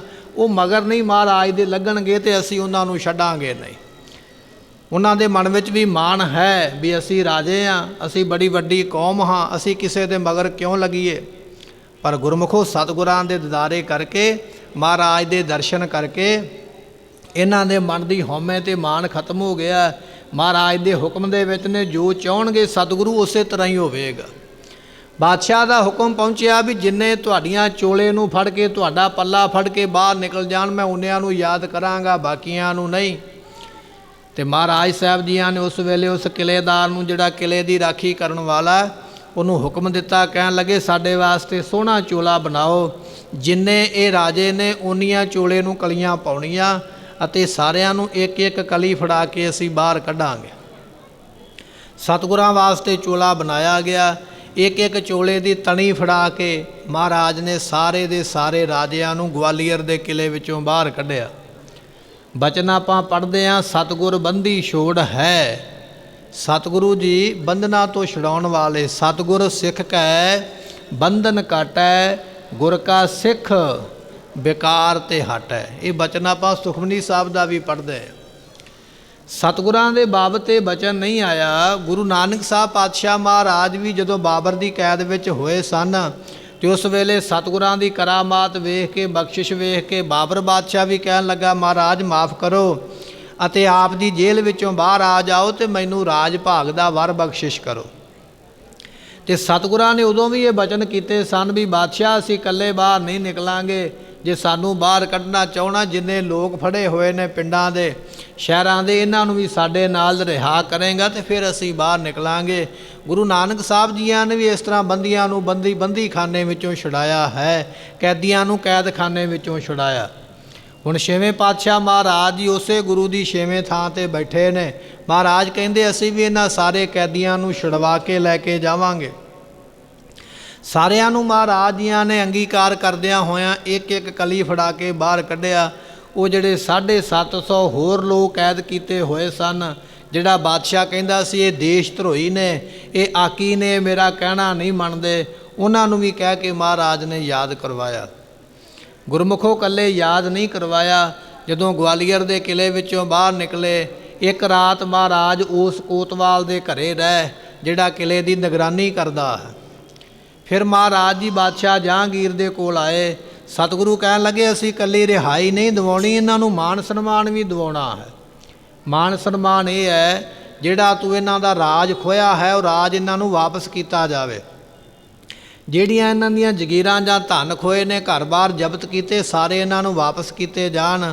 ਅਸੀਂ ਤੇਰੇ ਨਾਲ ਵਾਅਦਾ ਕਰਦੇ ਹਾਂ ਵੀ ਇਹ ਤੇਰੇ ਹੁਕਮ ਦੇ ਬਾਹਰੀ ਨਹੀਂ ਕਦੇ ਜਾਣਗੇ, ਤੇਰੇ ਕਹਿਣੇ ਵਿੱਚ ਰਹਿਣਗੇ। ਪਰ ਇਹਨਾਂ ਦੇ ਬਣਦੇ ਮਾਣ ਸਨਮਾਨ ਇਹਨਾਂ ਨੂੰ ਦੁਬਾਰਾ ਦਿੱਤੇ ਜਾਣ, ਇਹਨਾਂ ਨੂੰ ਬਹਾਲ ਕੀਤਾ ਜਾਵੇ। ਹੁਣ ਜਹਾਂਗੀਰ ਮਹਾਰਾਜ ਦਾ ਸ਼ਰਧਾਲੂ ਬਣਿਆ। ਕਹਿਣ ਲੱਗਾ ਮਹਾਰਾਜ ਜਿਵੇਂ ਤੁਸੀਂ ਚਾਹੁੰਦੇ ਹੋ ਉਸੇ ਤਰ੍ਹਾਂ ਹੀ ਹੋਵੇਗਾ। ਇਕੱਲੇ 52 ਰਾਜੇ ਰਿਹਾ ਨਹੀਂ ਕਰਵਾਏ, ਰਿਹਾ ਕਰਾਉਣ ਤੋਂ ਮਗਰੋਂ ਉਹਨਾਂ ਨੂੰ ਰਾਜ ਵੀ ਦਿਵਾਏ ਵੀ ਆਪੋ ਆਪਣੇ ਰਾਜ ਭਾਗ ਦੇ ਮਾਲਕ ਹੋਣਗੇ। ਅਤੇ ਉਹ ਜਿਹੜੇ ਲੋਕ ਹੋਰ ਸਨ ਉਹਨਾਂ ਨੂੰ ਵੀ ਇਕੱਲੇ ਰਿਹਾ ਨਹੀਂ ਕਰਵਾਇਆ, ਉਹਨਾਂ ਦੀਆਂ ਸਜ਼ਾ ਤੇ ਕੇਸ ਮਾਫ ਕਰਵਾਇਆ ਵੀ ਦੁਬਾਰਾ ਇਹਨਾਂ ਦੇ ਉੱਪਰ ਕੇਸ ਨਹੀਂ ਚੱਲੇਗਾ। ਜਿਸ ਤਰ੍ਹਾਂ ਕੁਝ ਲੋਕ ਜ਼ੁਬਾਨ 'ਤੇ ਬਾਹਰ ਆ ਜਾਂਦੇ ਪਰ ਉਹ ਕੇਸ ਚੱਲਦਾ ਰਹਿੰਦਾ ਕਈ ਸਾਲ। ਮਹਾਰਾਜ ਕਹਿਣ ਲੱਗੇ ਨਹੀਂ, ਕੇਸ ਖਤਮ ਹੋ ਜਾਣਗੇ, ਜ਼ੁਬਾਨਤ ਨਹੀਂ ਹੈ, ਪੱਕੇ ਤੌਰ 'ਤੇ ਰਿਹਾ ਹੋਏ ਨੇ, ਇਹਨਾਂ ਨੂੰ ਦੁਬਾਰਾ ਪੁੱਛਿਆ ਨਹੀਂ ਜਾਏਗਾ। ਬਾਦਸ਼ਾਹ ਜਹਾਂਗੀਰ ਨੇ ਬਚਨ ਮੰਨਿਆ, ਇਸੇ ਤਰ੍ਹਾਂ ਕੀਤਾ, ਰਿਹਾ ਵੀ ਕੀਤਾ ਗਿਆ, ਕੇਸ ਵੀ ਖਤਮ ਕੀਤੇ ਗਏ, ਰਾਜ ਵੀ ਉਹਨਾਂ ਨੂੰ ਵਾਪਸ ਦਿੱਤੇ ਗਏ। ਜਿਵੇਂ ਜਿਵੇਂ ਮਹਾਰਾਜ ਨੇ ਆਖਿਆ ਉਸੇ ਤਰ੍ਹਾਂ ਹੋਇਆ। ਸਤਿਗੁਰਾਂ ਦਾ ਬਚਨ ਮੰਨ ਕੇ ਜਦੋਂ ਉਸੇ ਤਰ੍ਹਾਂ ਕੀਤਾ ਤੇ ਪਾਤਸ਼ਾਹ ਜੀਆਂ ਨੇ ਉਸ ਵੇਲੇ ਆਖਿਆ ਬਾਦਸ਼ਾਹ ਸਾਡੀ ਇੱਕ ਖਵਾਇਸ਼ ਹੋਰ ਹੈ, ਸਾਡੀ ਇੱਕ ਇੱਛਾ ਹੋਰ ਹੈ। ਬਾਦਸ਼ਾਹ ਨੇ ਹੱਥ ਜੋੜ ਕੇ ਆਖਿਆ ਮਹਾਰਾਜ ਕੀ ਇੱਛਾ ਹੈ? ਤੇ ਸਤਿਗੁਰੂ ਕਹਿਣ ਲੱਗੇ ਇੱਛਾ ਇਹ ਹੈ ਵੀ ਜਿਸ ਦੇ ਕਹਿਣੇ ਤੇ ਤੂੰ ਸਾਨੂੰ ਗਵਾਲੀਅਰ ਦੇ ਕਿਲੇ ਭੇਜਿਆ ਹੈ, ਜਿਸ ਨੇ ਸਾਡੇ ਪਿਤਾ ਨੂੰ ਸ਼ਹੀਦ ਕੀਤਾ ਹੈ, ਉਹ ਚੰਦੂ ਦੀਵਾਨ ਸਾਡਾ ਗੁਨੇਗਾਰ ਹੈ, ਸਾਨੂੰ ਦਿੱਤਾ ਜਾਵੇ, ਅਸੀਂ ਉਹਨੂੰ ਸਜ਼ਾ ਦੇਣੀ ਚਾਹੁੰਦੇ ਹਾਂ। ਤੇ ਬਾਦਸ਼ਾਹ ਲੋਕ ਕਿਸੇ ਦੇ ਸਕੇ ਨਹੀਂ ਹੋਇਆ ਕਰਦੇ, ਜਿੰਨਾ ਚਿਰ ਮਤਲਬ ਹੈ ਉਹਨਾਂ ਚਿਰ ਠੀਕ ਹੈ, ਮਤਲਬ ਨਿਕਲਿਆ ਤੇ ਗੱਲਬਾਤ ਖਤਮ ਹੈ। ਉਸੇ ਵੇਲੇ ਹੁਕਮ ਦੇ ਕੇ ਬਾਦਸ਼ਾਹ ਜਹਾਂਗੀਰ ਨੇ ਚੰਦੂ ਦੀਵਾਨ ਨੂੰ ਸਤਿਗੁਰਾਂ ਦੇ ਹਵਾਲੇ ਕਰ ਦਿੱਤਾ। ਮਹਾਰਾਜ ਨੇ ਹੁਕਮ ਦੇ ਕੇ ਇਹਦਾ ਨੱਕ ਪੜਵਾ ਕੇ, ਨੱਕ ਦੇ ਵਿੱਚ ਨੱਥ ਮਰਵਾ ਕੇ, ਦਿੱਲੀ ਬਾਜ਼ਾਰ ਦੇ ਵਿੱਚ, ਦਿੱਲੀ ਦੇ ਸ਼ਹਿਰ ਦੇ ਵਿੱਚ ਜਿਨ੍ਹਾਂ ਗਲੀਆਂ ਦੇ ਵਿੱਚ ਇਹਦੀ ਸਵਾਰੀ, ਇਹ ਹਾਥੀ ਤੇ ਚੜ੍ਹ ਕੇ ਤੁਰਦਾ ਸੀ, ਮਗਰ ਫੌਜਾਂ ਸਲਾਮੀ ਦਿੰਦੀਆਂ ਸਨ, ਲੋਕ ਇਹਨੂੰ ਨਮਸਕਾਰਾਂ ਕਰਦੇ ਸਨ। ਉਸੇ ਦਿੱਲੀ ਸ਼ਹਿਰ ਦੀਆਂ ਗਲੀਆਂ ਦੇ ਵਿੱਚ ਇਹਦੇ ਨੱਕ ਦੇ ਵਿੱਚੋਂ ਖੂਨ ਵਗਦਾ ਪਿਆ, ਜਾਨਵਰਾਂ ਦੇ ਵਾਂਗ ਨੱਥ ਵੱਧੀ ਹੋਈ ਹੈ, ਪਸ਼ੂਆਂ ਦੇ ਵਾਂਗ ਇਸ ਨੂੰ ਗਲੀਆਂ ਦੇ ਵਿੱਚੋਂ ਘੁਮਾਇਆ ਜਾ ਰਿਹਾ ਤੇ ਨਾਲ ਇਸ ਦੇ ਸਿਰ ਵਿੱਚ ਜੁੱਤੀਆਂ ਦੀ ਮਾਰ ਵੀ ਵੱਜਦੀ ਪਈ ਹੈ। ਡਾਢੀ ਮਾੜੀ ਹਾਲਤ ਇਸ ਦੀ ਦਿੱਲੀ ਬਾਜ਼ਾਰ ਦੇ ਵਿੱਚ ਕੀਤੀ ਹੈ। ਵੱਖੋ ਵੱਖਰੇ ਬਾਜ਼ਾਰਾਂ ਵਿੱਚ ਲਿਜਾਇਆ ਜਾਂਦਾ ਹੈ। ਚਲਦਿਆਂ ਮਹਾਰਾਜ ਜੀ ਪਹੁੰਚ ਗਏ ਮਜਨੂ ਕਾ ਟਿੱਲਾ ਜਿਹੜਾ ਸਥਾਨ ਹੈ, ਇੱਥੇ ਪਹੁੰਚੇ ਤੇ ਇਸ ਚੰਦੂ ਦੀਵਾਨ ਨੂੰ ਰੱਸੇ ਦੇ ਨਾਲ ਬੰਨ੍ਹ ਕੇ, ਜਿੱਥੇ ਬਾਂਦਰ ਵਗੈਰਾ ਇਕੱਠੇ ਕੀਤੇ ਸਨ, ਜਿੱਥੇ ਪਸ਼ੂ ਘੋੜੇ ਵਗੈਰਾ ਬੱਧੇ ਸਨ, ਉਹਨਾਂ ਘੋੜਿਆਂ ਦੇ ਵਿੱਚ ਲਿਜਾ ਕੇ ਇਸ ਨੂੰ ਬੰਨ੍ਹ ਕੇ ਉੱਥੇ ਬਿਠਾਇਆ ਗਿਆ। ਜਿਹੜਾ ਵੀ ਆਉਂਦਾ ਇਹਦੇ ਸਿਰ ਦੇ ਵਿੱਚ ਆ ਕੇ ਜੁੱਤੀਆਂ ਦੀ ਮਾਰ ਮਾਰਦਾ। ਤੇ ਕਹਿਣ ਲੱਗੇ ਉਸ ਵੇਲੇ ਬਾਦਸ਼ਾਹ ਜਹਾਂਗੀਰ ਚੰਦੂ ਦੀਵਾਨ ਦੀ ਘਰਵਾਲੀ ਨੂੰ ਨਾਲ ਲੈ ਕੇ ਅਤੇ ਚੰਦੂ ਦੀਵਾਨ ਦੇ ਪੁੱਤਰ ਨੂੰ ਅਤੇ ਉਸ ਦੀ ਲੜਕੀ ਨੂੰ ਨਾਲ ਲੈ ਕੇ ਬਾਦਸ਼ਾਹ ਸਤਿਗੁਰਾਂ ਦੇ ਕੋਲ ਪਹੁੰਚਾ। ਬੇਨਤੀ ਕੀਤੀ ਮਹਾਰਾਜ ਇਹਨਾਂ ਦੇ ਪਰਿਵਾਰ ਨੇ ਤੁਹਾਡੇ ਨਾਲ ਵਧੀਕੀ ਕੀਤੀ ਹੈ, ਇਹਨਾਂ ਦੇ ਪਰਿਵਾਰ ਨੇ ਤੁਹਾਡੇ ਪਰਿਵਾਰ ਦੇ ਨਾਲ ਇਹੋ ਜਿਹਾ ਜ਼ੁਲਮ ਕੀਤੇ ਨੇ, ਇਹ ਗੁਨਹਗਾਰ ਨੇ ਤੁਹਾਡੇ ਘਰ ਦੇ, ਮੈਂ ਇਹਨਾਂ ਨੂੰ ਲੈ ਕੇ ਆਇਆ ਹਾਂ ਤੇ ਤੁਸੀਂ ਚਾਹੋ ਤੇ ਇਹਨਾਂ ਨੂੰ ਵੀ ਸਜ਼ਾ ਦੇ ਸਕਦੇ ਹੋ, ਤੁਸੀਂ ਚਾਹੋ ਤੇ ਇਹਨਾਂ ਨੂੰ ਵੀ ਕਤਲ ਕਰ ਸਕਦੇ ਹੋ। ਮਹਾਰਾਜ ਸਾਹਿਬ ਜੀਆਂ ਨੇ ਸੁਣਿਆ ਉਸ ਵੇਲੇ ਬਚਨ ਤੇ ਸਤਿਗੁਰੂ ਪਾਤਸ਼ਾਹ ਕਹਿਣ ਲੱਗੇ ਬਾਦਸ਼ਾਹ ਸਾਡਾ ਇਹਨਾਂ ਦੇ ਨਾਲ ਕੋਈ ਵੈਰ ਨਹੀਂ ਹੈ, ਇਹਨਾਂ ਦੇ ਬਾਪ ਨੇ ਗਲਤੀ ਕੀਤੀ ਹੈ, ਇਹਨਾਂ ਦੇ ਬਾਪ ਨੇ ਗੁਨਾਹ ਕੀਤਾ ਹੈ ਤੇ ਅਸੀਂ ਉਸ ਨੂੰ ਸਜ਼ਾ ਦਿੱਤੀ ਹੈ। ਇਹਨਾਂ ਵਿੱਚ ਨਾ ਬੱਚਿਆਂ ਦਾ ਕਸੂਰ ਹੈ ਨਾ ਉਸ ਦੇ ਪਰਿਵਾਰ ਦਾ ਕਸੂਰ ਹੈ, ਇਹ ਸਾਡੇ ਗੁਨਹਗਾਰ ਨਹੀਂ, ਇਹਨਾਂ ਨੂੰ ਅਸੀਂ ਆਜ਼ਾਦ ਹੋਣ ਦਾ ਹੁਕਮ ਦਿੰਦੇ ਹਾਂ ਤੇ ਇਹਨਾਂ ਨੂੰ ਆਜ਼ਾਦ ਕੀਤਾ ਜਾਵੇ। ਸਤਿਗੁਰਾਂ ਦਾ ਹੁਕਮ ਮੰਨ ਕੇ ਚੰਦੂ ਦੇ ਪਰਿਵਾਰ ਨੂੰ, ਚੰਦੂ ਦੇ ਬੱਚਿਆਂ ਨੂੰ ਉਸ ਵੇਲੇ ਆਜ਼ਾਦ ਕੀਤਾ ਗਿਆ ਤੇ ਸਤਿਗੁਰੂ ਪਾਤਸ਼ਾਹ ਨੇ ਚੰਦੂ ਨੂੰ ਆਪਣੇ ਕੋਲ ਰੱਖਿਆ ਹੈ। ਸਜ਼ਾਵਾਂ ਦਿੱਤੀਆਂ ਜਾ ਰਹੀਆਂ ਨੇ। ਉਸ ਵੇਲੇ ਪਾਤਸ਼ਾਹ ਜੀ ਕੁਝ ਸਮਾਂ ਇੱਥੇ ਰਹਿ ਕੇ ਫਿਰ ਆਖਣ ਲੱਗੇ ਚਲੋ ਲਾਹੌਰ ਸ਼ਹਿਰ ਨੂੰ ਵੀ ਜਾਣਾ ਹੈ। ਉਹਦਾ ਕਾਰਨ ਇਹ ਸੀ ਕਿ ਲਾਹੌਰ ਸ਼ਹਿਰ ਦੇ ਵਿੱਚ ਗੁਰੂ ਅਰਜਨ ਸਾਹਿਬ ਮਹਾਰਾਜ ਜੀਆਂ ਨੂੰ ਸ਼ਹੀਦ ਕੀਤਾ ਗਿਆ ਸੀ ਚੰਦੂ ਦੀ ਹਵੇਲੀ ਦੇ ਵਿੱਚ ਰੱਖ ਕੇ। ਤੇ ਮਹਾਰਾਜ ਲਾਹੌਰ ਦੇ ਵਾਸੀਆਂ ਨੂੰ ਦੱਸਣਾ ਚਾਹੁੰਦੇ ਸਨ ਜਿਹੜਾ ਬੰਦਾ ਪਾਪ ਕਰਦਾ ਹੈ पाप करन वाले नूं पाप दी सज़ा मिलदी जरूर है, भावें अज मिल जावे भावें कल मिल जावे। कीता होया पाप कीता होया गुनाह बंदे दे अगे जरूर आउंदा, पर जदों मनुख पाप ते गुनाह करदा उदों जाणदा नहीं, पर जदों सज़ा मिलदी है उदों पश्चाताप करदा। सतगुरु पातशाह महाराज जी सिखां सेवकां दे नाल चलदियां चलदियां महाराज जी लाहौर दी धरती ते पहुँचे। इत्थे महाराज जियां ने अपने सेवकां नूं हुक्म दिता। पातशाह कहन लगे इस चंदू नूं लाहौर दीयां गलियां दे विच फेरिया जावे, लाहौर दीयां संगतां नूं विखाया जाए कि जिहड़ा बंदा जिहो जिहा कर्म करदा है उस बंदे नूं उहो जी सज़ा भी दित्ती जांदी है, अपनी कीती हुई करतूत दा फल भी भोगना पैंदा है। ये बचन महाराज जियां ने उत्थे आखे अते चंदू नूं उस वेले पशुआं दे वांग बधे होए नूं लाहौर शहर दीयां गलियां दे विच घुमाया जांदा, लाहौर शहर दीयां गलियां दे विच फेरिया जांदा है। किस वास्ते कि संगत नूं पता लगे असीं बचन कीते सन, जिन्ना चिर असीं चंदू दे नक दे विच नकेल नहीं पाउंदे, उहदे कीते होए पाप दी उहनूं सज़ा नहीं दिंदे, उन्ना चिर दुनिया दे जिन्ने तमाम पाप ने उन्हां पापां नूं असीं अपने सिर ते लवांगे। संगत नूं पता लग जावे भी जिहड़ा असीं बचन कीता वो बचन असीं पूरा करके भी विखाया है। सतगुरु पातशाह जी लाहौर दीयां गलियां विच जदों तुरे जांदे सन, अगे अगे महाराज जियां दा घोड़ा है, पिछे महाराज जियां दे सूरमे ने, ते चंदू बधा होया गलियां विच घुमाया जांदा है। उस वेले इसे लाहौर शहर दे विच रहन वाला वो व्यक्ति जिस व्यक्ति दे कोलों सो रेता गर्म कर करके महाराज दे सीस विच पवाया गया सी, कड़छे भर भर के तत्ते रेत दे महाराज दे सीस विच पाए गए सन। वो व्यक्ति नूं पता लगा कि जिस गुरु दे सीस विच मैं रेता पाई है, जिस गुरु नूं मैं पाप दा भागी बनिया हाँ सजावां दे के, वो सतगुरु पातशाह जी दे पुत्र अज उसे पापी नूं सज़ा दे रहे हैं जिन्हें मेरे कोलों पाप करवाया। ते कहन लगे उस वेले उसे व्यक्ति ने वो जिहड़ा फड़िया होया हत्थ विच रेता पाउण वाला भांडा सी, कड़छा सी, जिस कड़छे नाल भर भर के वो रेत पाउंदा, उसी कड़छा जिहड़ा है चंदू दे सिर दे विच मार के उहदा सिर पाड़ दिता ते पापी नूं सदा वास्ते मौत दी नींद सवा दिता। विद्वानां दे बचन ने पापी को मारने को पाप महाबली है, जे किसी पापी नूं मारना उहदा पाप ही उस नूं लैके बैठदा है, क्योंकि कीता होया कर्म भोगे बिना टलदा नहीं, वो अपना फल दिंदा है। जे चंदू ने पाप किया अपने पाप की सज़ा जिहड़ी है वो उसनूं इसे तरह के कष्ट सह के तसीहे सह के प्राप्त हुई है। सो ये बचन महाराज साहब जियां ने उत्थे बख्शिश कीते चंदू नूं सज़ा दिती है। इस तरह फिर महाराज जियां ने लाहौर शहर तो सुनेहा भेजिया अमृतसर की धरती ते कि असीं आ रहे हैं। तो पातशाह जी फिर इस तरह चलदियां चलदियां लाहौर तो हौली हौली अमृतसर की धरती नूं तुरे आउंदे। इधर दिल्ली की धरती ते जिहड़े महाराज ने राजे याद करवाए सन जां होर जिहड़े व्यक्ति किले विचों बाहर कढाए सन, वो व्यक्ति भी आपो अपने इलाकिਆਂ नूं पूरा पूरा मान सन्मान लैके पहुँचे। इतिहास दे विच बचन आउंदा है कि भगवान रामचंद्र जी रावण नूं मार के जिस वेले अयोध्या पहुँचे सन, उस वेले दीवे जगाए गए, आरती की गई है। पर गुरमुखो वो जिहड़ा त्यौहार है उसनूं पूरे हिंदुस्तान विच किवें मनाया जा सकदा है, क्योंकि भगवान राम जी केवल अयोध्या शहर दे राजे ने। अपनी रियासत विच उन्हां दे लोकां ने अपना राजा आया जान के हो सकदा आरती कीती होवे, हो सकदा दीवे बाले होण, हो सकदा खुशी मनाई होवे, पर हिंदुस्तान दे कोने कोने विच ये सारा कुछ होवे। अते वो किस तरह हो सकदा, उहदा कारण ये सी कि जिहड़े गुरु हरगोबिंद पातशाह महाराज जियां ने 52 राजे याद करवाए, वो किसी एक इलाके दे जां किसी एक शहर दे नहीं सन। वो वक्खो वक्खरियां स्टेटां दे वसो वक्खरे इलाकिਆਂ दे राजे सन। ਜਿਹੜੇ ਜਿਹੜੇ इलाके ਦੇ ਵਿੱਚ ਜਿੱਥੇ ਜਿੱਥੇ ਉਹ ਰਾਜਾ ਗਿਆ ਉੱਥੋਂ ਦੇ ਲੋਕਾਂ ਨੇ ਉਹਦੇ ਆਉਣ ਦੀ ਖੁਸ਼ੀ ਵਿੱਚ ਦੀਪਮਾਲਾ ਕੀਤੀ, ਆਰਤੀ ਉਤਾਰੀ, ਦੀਵੇ ਜਗਾਏ।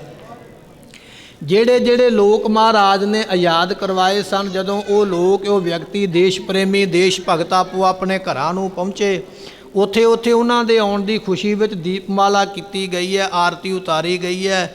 ਇਸ ਕਰਕੇ ਪੂਰੇ ਹਿੰਦੁਸਤਾਨ ਦੇ ਵਿੱਚ ਇਹ ਜਿਹੜਾ ਤਿਉਹਾਰ ਹੈ ਇਹ ਤਾਂ ਮਨਾਇਆ ਜਾਂਦਾ ਹੈ ਗੁਰੂ ਹਰਗੋਬਿੰਦ ਪਾਤਸ਼ਾਹ ਮਹਾਰਾਜ ਜੀਆਂ ਦਾ ਕਰਕੇ। ਇਸ ਤੋਂ ਪਹਿਲਾਂ ਭਗਵਾਨ ਰਾਮ ਜੀ ਜ਼ਰੂਰ ਆਏ ਨੇ ਆਪਣੇ ਨਗਰ ਰਾਵਣ ਨੂੰ ਮਾਰ ਕੇ, ਪਰ ਉਹ ਤੇ ਅਯੁੱਧਿਆ ਦੇ ਵਿੱਚ ਆਪਣੇ ਇਲਾਕੇ ਆਪਣੇ ਰਾਜ ਦੇ ਵਿੱਚ ਹੀ ਉਹਨਾਂ ਦੀ ਖੁਸ਼ੀ ਮਨਾਈ ਗਈ ਹੈ ਸਤਿਗੁਰਾਂ ਦੇ ਆਉਣ ਕਰਕੇ ਪੂਰੇ ਹਿੰਦੁਸਤਾਨ ਦੇ ਵਿੱਚ। ਕਿਉਂਕਿ ਹਿੰਦੁਸਤਾਨ ਦੇ ਸਾਰਿਆਂ ਰਾਜਾਂ ਤੋਂ ਸਾਰਿਆਂ ਇਲਾਕਿਆਂ ਤੋਂ ਉਹਨਾਂ ਵਿਅਕਤੀਆਂ ਨੂੰ ਮਹਾਰਾਜ ਨੇ ਯਾਦ ਕਰਵਾਇਆ। ਐਸੀ ਬਖਸ਼ਿਸ਼ ਮਹਾਰਾਜ ਨੇ ਉਹਨਾਂ ਦੇ ਉੱਪਰ ਕੀਤੀ ਹੈ। ਗੁਰੂ ਹਰਗੋਬਿੰਦ ਪਾਤਸ਼ਾਹ ਮਹਾਰਾਜ ਜੀ ਜਦੋਂ ਲਾਹੌਰ ਤੋਂ ਚੱਲ ਕੇ ਅੰਮ੍ਰਿਤਸਰ ਪਹੁੰਚੇ, ਸੰਗਤਾਂ ਨੇ ਮਹਾਰਾਜ ਦੀ ਆਉਣ ਦੀ ਖੁਸ਼ੀ ਦੇ ਵਿੱਚ ਦੇਸੀ ਘਿਓ ਦਾ ਦੀਵਾ ਬਾਲ ਕੇ ਅਤੇ ਉਸ ਵੇਲੇ ਹਰਿਮੰਦਰ ਸਾਹਿਬ ਨੂੰ ਰੋਸ਼ਨਾਇਆ। ਇਹ ਬਾਬਾ ਬੁੱਢਾ ਸਾਹਿਬ ਦੇ ਬਚਨ ਸਨ ਕਿ ਸਤਿਗੁਰਾਂ ਦੀ ਆਉਣ ਦੀ ਖੁਸ਼ੀ ਜਿਹੜੀ ਹੈ ਉਹ ਆਪਾਂ ਇਸ ਤਰੀਕੇ ਨਾਲ ਸਾਂਝੀ ਕਰਨੀ ਹੈ ਕਿ ਅੰਮ੍ਰਿਤਸਰ ਸ਼ਹਿਰ ਦੇ ਵਿੱਚ ਹਨੇਰਾ ਰਹਿ ਹੀ ਨਾ ਜਾਵੇ। ਬਲਿਹਾਰੀ ਗੁਰੇ ਆਪਣੇ ਦਿਉਹਾੜੀ ਸਦਵਾਰ, ਜਿਨ ਮਾਨਸ ਤੇ ਦੇਵਤੇ ਕੀਏ, ਕਰਤ ਨਾ ਲਾਗੀ ਵਾਰ। ਜੇ ਸੋ ਚੰਦਾ ਉਗਵੈ ਸੂਰਜ ਚੜ੍ਹੇ ਹਜ਼ਾਰ, ਇਤੇ ਚਾਨਣ ਹੁੰਦਿਆਂ ਗੁਰ ਬਿਨ ਘੋਰ ਅੰਧਾਰ। ਦੁਨੀਆ ਵਿੱਚ ਚੰਦਰਮਾ ਚੜ੍ਹਦਾ, ਦੁਨੀਆ ਵਿੱਚ ਸੂਰਜ ਚੜ੍ਹਦਾ, ਪ੍ਰਕਾਸ਼ ਕਰਦਾ ਜ਼ਰੂਰ ਹੈ। ਦੁਨੀਆ 'ਤੇ ਚਾਨਣ ਤੇ ਹੋ ਸਕਦਾ ਪਰ ਹਿਰਦੇ ਵਿੱਚ ਨਹੀਂ। ਗੁਰੂ ਇਹੋ ਜਿਹਾ ਸੂਰਜ ਹੈ ਜਿਹੜਾ ਦੁਨੀਆ ਵਿੱਚ ਵੀ ਪ੍ਰਕਾਸ਼ ਕਰਦਾ, ਜਿਹੜਾ ਸਿੱਖ ਦੇ ਹਿਰਦੇ ਵਿੱਚ ਵੀ ਪ੍ਰਕਾਸ਼ ਕਰਦਾ ਹੈ। ਬਾਬਾ ਬੁੱਢਾ ਸਾਹਿਬ ਜੀਆਂ ਦੇ ਬਚਨ ਮੰਨ ਕੇ ਸੰਗਤਾਂ ਨੇ ਗੁਰੂ ਹਰਗੋਬਿੰਦ ਪਾਤਸ਼ਾਹ ਮਹਾਰਾਜ ਜੀਆਂ ਦੀ ਆਰਤੀ ਉਤਾਰੀ ਹੈ, ਦੀਪਮਾਲਾ ਕੀਤੀ ਹੈ। ਪੂਰੇ ਅੰਮ੍ਰਿਤਸਰ ਸ਼ਹਿਰ ਦੇ ਵਿੱਚ ਸਤਿਗੁਰਾਂ ਦੇ ਆਉਣ ਦੀ ਖੁਸ਼ੀ ਦੇ ਵਿੱਚ ਵੱਖ-ਵੱਖ ਜਿਹੜੇ ਰਾਜੇ ਰਿਹਾ ਕੀਤੇ, ਉਹਨਾਂ ਨੇ ਵੀ ਆਪੋ ਆਪਣੇ ਇਲਾਕਿਆਂ ਵਿੱਚ ਖੁਸ਼ੀ ਮਨਾਈ ਹੈ। ਸੋ ਕਈ ਵਾਰੀ ਵਿਚਾਰ ਇਹ ਆ ਜਾਂਦੀ ਹੈ ਮਨ ਦੇ ਵਿੱਚ ਕਿ ਇਹ ਸਾਨੂੰ ਦੂਜੇ ਤਿਉਹਾਰ ਦੇ ਨਾਲ ਜੋੜਿਆ ਜਾਂਦਾ। ਕੁਝ ਲੋਕ ਇਹ ਗੱਲ ਅੱਜ ਕਰ ਦਿੰਦੇ ਨੇ ਸਾਡਾ ਤਿਉਹਾਰ ਨਹੀਂ ਹੈ, ਇਹ ਤਿਉਹਾਰ ਤੇ ਸਨਾਤਨ ਮਤ ਵਾਲਿਆਂ ਦਾ ਹੈ, ਭਾਵ ਕਿ ਹਿੰਦੂ ਧਰਮ ਵਾਲਿਆਂ ਦਾ। ਸਾਨੂੰ ਹਿੰਦੂ ਬਣਾਉਣ ਦਾ ਯਤਨ ਕੀਤਾ ਜਾ ਰਿਹਾ, ਸਾਨੂੰ ਉਹਨਾਂ ਦੇ ਨਾਲ ਮਿਲਿਆ ਜਾ ਰਿਹਾ। ਪਿਛਲੇ ਕੁਝ ਸਾਲਾਂ ਤੋਂ ਦੀਵਾਲੀ ਮਨਾਈ ਜਾ ਰਹੀ ਹੈ ਜਾਂ ਪਹਿਲਾਂ ਦੀਵਾਲੀ ਨਹੀਂ ਸੀ ਮਨਾਈ ਜਾਂਦੀ, ਇਹੋ ਜਿਹੇ ਸਵਾਲ ਕੀਤੇ ਜਾਂਦੇ। ਪਰ ਗੁਰਮੁਖੋ, ਜਦੋਂ ਆਪਾਂ ਗੁਰੂ ਤੇਗ ਬਹਾਦਰ ਮਹਾਰਾਜ ਸਾਹਿਬ ਜੀਆਂ ਦੇ ਹੁਕਮਨਾਮੇ ਪੜ੍ਹਦੇ ਹਾਂ ਜਿਹੜੇ ਸੰਗਤਾਂ ਨੂੰ ਭੇਜੇ ਗਏ, ਜਦੋਂ ਆਪਾਂ ਹੁਕਮਨਾਮੇ ਪੜ੍ਹਦੇ ਹਾਂ ਗੁਰੂ ਗੋਬਿੰਦ ਸਿੰਘ ਮਹਾਰਾਜ ਜੀਆਂ ਦੇ ਜਦੋਂ ਸੰਗਤਾਂ ਸਿੱਖਾਂ ਨੂੰ ਭੇਜੇ ਗਏ, ਉਹਨਾਂ ਹੁਕਮਨਾਮਿਆਂ ਦੇ ਵਿੱਚ ਮਹਾਰਾਜ ਨੇ ਦੀਵਾਲੀ ਦਾ ਜ਼ਿਕਰ ਕੀਤਾ ਕਿ ਸਾਡੀ ਸੰਗਤ ਦੀਵਾਲੀ 'ਤੇ ਆ ਕੇ ਸਾਨੂੰ ਮਿਲੇ, ਅਸੀਂ ਸੰਗਤ ਨਾਲ ਬਚਨ ਬਿਲਾਸ ਕਰਾਂਗੇ, ਸੰਗਤ ਨੂੰ ਆਸ਼ੀਰਵਾਦ ਬਖਸ਼ਿਸ਼ ਕਰਾਂਗੇ, ਸੰਗਤ ਨੂੰ ਖੁਸ਼ੀਆਂ ਦੇਵਾਂਗੇ। ਅਤੇ ਜੇ ਗੁਰੂ ਸਾਹਿਬ ਦੇ ਸਮੇਂ ਸੋ ਇਹ ਤਿਉਹਾਰ ਮਨਾਇਆ ਜਾਂਦਾ ਜਾਂ ਮੰਨਿਆ ਜਾਂਦਾ ਤੇ ਤਾਂ ਹੀ ਮਹਾਰਾਜ ਨੇ ਹੁਕਮਨਾਮਿਆਂ ਵਿੱਚ ਜ਼ਿਕਰ ਕੀਤਾ। ਜੇ ਗੁਰੂ ਸਾਹਿਬ ਦੇ ਸਮੇਂ ਨਾ ਮਨਾਇਆ ਜਾਂਦਾ ਹੁੰਦਾ ਜਾਂ ਨਾ ਕੋਈ ਮਹਾਨਤਾ ਹੁੰਦੀ ਤੇ ਮਹਾਰਾਜ ਜ਼ਿਕਰ ਹੀ ਕਿਉਂ ਕਰਦੇ। ਜ਼ਿਕਰ ਕਰਨ ਦਾ ਕਾਰਨ ਇਹ ਸੀਗਾ ਕਿ ਉਸ ਵੇਲੇ ਇਹ ਜਿਹੜਾ ਸਮਾਗਮ ਜਾਂ ਦਿਨ ਹੈ ਮਨਾਇਆ ਜਾਂਦਾ। ਜੇ ਆਪਾਂ ਭੱਟਵਈਆਂ ਪੜ੍ਹ ਲਈਏ ਉਹਦੇ ਵਿੱਚ ਵੀ ਮਹਾਰਾਜ ਜੀਆਂ ਦੇ ਇਸ ਦੀਵਾਲੀ ਦੇ ਪ੍ਰਸੰਗ ਨੂੰ ਵਰਣਨ ਕੀਤਾ ਹੋਇਆ ਹੈ। ਧਾਰਮਿਕ ਜਿਹੜੇ ਗ੍ਰੰਥ ਨੇ ਪੁਰਾਤਨ, ਉਹਨਾਂ ਦੇ ਵਿੱਚ ਦੀਵਾਲੀ ਜਿਹੜੀ ਹੈ ਉਹ ਮਨਾਈ ਜਾਂਦੀ ਹੈ। ਦੀਵਾਲੀ ਦੇ ਨਾਲ ਨਾਲ ਗੁਰਮੁਖੋ ਭਾਈ ਮਨੀ ਸਿੰਘ ਜੀ ਜਿਹੜੇ ਹੋਏ ਨੇ, ਜਿਨ੍ਹਾਂ ਦਾ ਬੰਦ ਕੱਟਿਆ ਗਿਆ ਹੈ, ਉਹਨਾਂ ਦੇ ਬੰਦ ਕੱਟਣ ਦਾ ਕਾਰਨ ਵੀ ਇਹ ਦੀਵਾਲੀ ਵਾਲਾ ਦਿਨ ਹੀ ਬਣਦਾ ਹੈ। ਜ਼ਕਰੀਆ ਖਾਨ ਵਰਗਿਆਂ ਨੇ ਐਲਾਨ ਕੀਤਾ ਸਿੱਖ ਇਕੱਠੇ ਨਹੀਂ ਹੋਣੇ ਚਾਹੀਦੇ ਤੇ ਤਿਉਹਾਰ ਕੋਈ ਨਹੀਂ ਮਨਾ ਸਕਦੇ। ਭਾਈ ਮਨੀ ਸਿੰਘ ਜੀਆਂ ਨੂੰ ਸੰਗਤਾਂ ਨੇ ਬੇਨਤੀ ਕੀਤੀ, ਭਾਈ ਮਨੀ ਸਿੰਘ ਜੀ ਦੀਵਾਲੀ ਆ ਰਹੀ ਹੈ, ਆਪਾਂ ਨੂੰ ਮਨਾਉਣੀ ਚਾਹੀਦੀ ਹੈ। ਅਤੇ ਭਾਈ ਮਨੀ ਸਿੰਘ ਜੀਆਂ ਨੇ ਉਸ ਵੇਲੇ ਲਾਹੌਰ ਦੇ ਸੂਬੇ ਨਾਲ ਗੱਲਬਾਤ ਕੀਤੀ, ਕਹਿਣ ਲੱਗੇ ਸਾਨੂੰ ਦੀਵਾਲੀ ਮਨਾਉਣ ਦੀ ਆਗਿਆ ਦਿੱਤੀ ਜਾਵੇ। ਅਤੇ ਉਸ ਵੇਲੇ ਲਾਹੌਰ ਦਾ ਸੂਬੇਦਾਰ ਕਹਿਣ ਲੱਗਾ ਵੀ 10,000 ਰੁਪਈਆ ਤੁਹਾਨੂੰ ਫੀਸ ਤਾਰਨੀ ਪਵੇਗੀ, 10,000 ਰੁਪਈਆ ਸਾਨੂੰ ਦੇਣਾ ਪਵੇਗਾ। ਜੇ ਇਹ ਗੱਲ ਮੰਨਦੇ ਹੋ ਤਾਂ ਤੁਸੀਂ ਤਿਉਹਾਰ ਮਨਾ ਸਕਦੇ ਹੋ, ਪਰ ਇਹਨਾਂ ਤੁਹਾਨੂੰ ਇਹ ਮਾਇਆ ਸਾਨੂੰ ਭੇਟ ਕਰਨੀ ਪਵੇਗੀ। ਅਤੇ ਭਾਈ ਮਨੀ ਸਿੰਘ ਨੇ ਮੰਨ ਲਿਆ, ਕਹਿਣ ਲੱਗੇ ਠੀਕ ਹੈ, 10,000 ਰੁਪਈਆ ਅਸੀਂ ਤੁਹਾਨੂੰ ਭੇਟ ਕਰਾਂਗੇ, ਤੁਹਾਨੂੰ ਦੇਵਾਂਗੇ, ਪਰ ਸਾਡੀਆਂ ਸੰਗਤਾਂ ਨੂੰ ਸਿੱਖਾਂ ਨੂੰ ਕੁਝ ਨਾ ਕਿਹਾ ਜਾਵੇ, ਸਾਨੂੰ ਦੀਵਾਲੀ ਮਨਾਉਣ ਦੀ ਆਗਿਆ ਦਿੱਤੀ ਜਾਵੇ। ਸਰਕਾਰ ਨੇ ਬਚਨ ਤੇ ਮੰਨ ਲਿਆ। ਇੱਧਰੋਂ ਭਾਈ ਮਨੀ ਸਿੰਘ ਜੀਆਂ ਨੇ ਸੰਗਤਾਂ ਨੂੰ ਚਿੱਠੀਆਂ ਪਾ ਦਿੱਤੀਆਂ, ਸੰਗਤ ਜੀ ਤੁਹਾਨੂੰ ਮੁਗਲ ਜਿਹੜੀ ਹੈ ਸਰਕਾਰ ਕੁਝ ਨਹੀਂ ਆਖੇਗੀ, ਤੁਸੀਂ ਆਓ ਅੰਮ੍ਰਿਤਸਰ ਦੀ ਧਰਤੀ 'ਤੇ ਆ ਕੇ ਆਪਾਂ ਦੀਵਾਲੀ ਮਨਾਈਏ। ਇੱਧਰੋਂ ਸੰਗਤਾਂ ਇਕੱਠੀਆਂ ਹੋਣ ਲੱਗ ਪਈਆਂ, ਘਰਾਂ ਤੋਂ ਚੱਲ ਪਈਆਂ ਜਥੇ ਲੈ ਕੇ ਅੰਮ੍ਰਿਤਸਰ ਪਹੁੰਚਣ ਵਾਸਤੇ। उधरों सरकार की नीयत बदल गई। सरकार ने इस तरह की नवीं नीयत बना लई कि जदों सिख दिवाली मनाउण वास्ते ਅੰਮ੍ਰਿਤਸਰ इकट्ठे होणगे आपां इन्हां दे उपर गोली चला के इन्हां नूं मार देवांगे। सरकार की जदों इस नीयत का भाई मनी सिंह जीआं नूं पता लगा भी ये तो साडे नाल छल करदे पए, धोखा करदे पए, उस वेले भाई मनी सिंह ने संगतां नूं चिट्ठियां पाईयां भी कोई भी संगत, कोई भी प्रेमी नेमी गुरु का ਅੰਮ੍ਰਿਤਸਰ दिवाली मनाउण ना आवे, क्योंकि जिहड़ा भी आवेगा सरकार ने उसनूं कैद कर लेना और उसनूं मार देना। असीं संगत का नुकसान नहीं करना चाहुंदे। भाई मनी सिंह जी दीयां चिट्ठियां पढ़ के संगतां जिहड़ियां आ रहीआं सन रस्ते विचों ही वापस मुड़ गईयां, ਅੰਮ੍ਰਿਤਸਰ नहीं पहुंचियां ते दिवाली नहीं मनाई गई है। हुण जिहड़े लोग ये गल करदे ने भी सानूं कुछ साल पहलां ही इस त्यौहार दे नाल जोड़िया जा रहा, फिर आपां भाई मनी सिंह की शहीदी किधर लैके जावांगे। भाई मनी सिंह की शहीदी तो इसे करके ही हुई है। भाई मनी सिंह की चिट्ठी पढ़ के संगतां आईयां नहीं, दिवाली मनाई नहीं गई, किसी ने मत्था नहीं टेकिया, चढ़ावा चढ़िया नहीं। दिवाली लंघ गई तो लाहौर के सूबे ने सुनेहा भेजिया भी लियाओ साडा 10,000 रुपया दिओ, जिहड़ा तुसीं दिवाली मनाउण वास्ते साडे कोल बन के गए सी। तो भाई मनी सिंह जी कहन लगे भी 10,000 रुपया असीं तां देना सी जे असीं दिवाली मनाउंदे, पर दिवाली तो असीं मनाई नहीं, तो 10,000 काहदा दईए। तो लाहौर का सूबा सरकार कहन लगी भी सानू ये नाल मतलब नहीं है भी तुसीं दिवाली मनाई है कि नहीं मनाई, तुसीं साडे नाल वचन कीता सी, असीं तुहाडा पूरा कीता। अपनी गरदारी नूं नहीं दसदे पए भी असीं तुहाडे नाल धोखा करना सी, उस गल नूं ते दस्सिया नहीं, पर यह गल दे उपर जोर पाया सानू 10,000 रुपया जिहड़ा मन्निया है इत्थे लिया के देवो। भाई मनी सिंह जियां ने ना की, जदों मेला नहीं मनाया पैसे संगत दे काहदे दईए। उस वेले भाई मनी सिंह जियां नूं गिरफ्तार करन दा हुक्म दिता गया। कई दिन जेल दे विच रखिया गया अते फिर काजी दे कोलों फतवा लवाया गया इन्हां नूं की सज़ा दे के मारिया जावे। ते काजी ने फतवा लाया कि गुरु ये पातशाह दा सिख है मनी सिंह, इहदा एक एक बंद कट के इसनूं मौत दे घाट उतारिया जावे, इसनूं मारिया जावे। जदों ये फतवा लग्या तो भाई मनी सिंह जियां दे कोल खबर पहुंची तो बड़े खुश हो के जकारा लाया, बड़ी खुशी मनाई है। पुछया उस वेले भाई मनी सिंह जी तुहानूं मौत की सज़ा हुई है, वो भी बंद बंद कट के शरीर का, तुसीं खुश क्यों होए हो।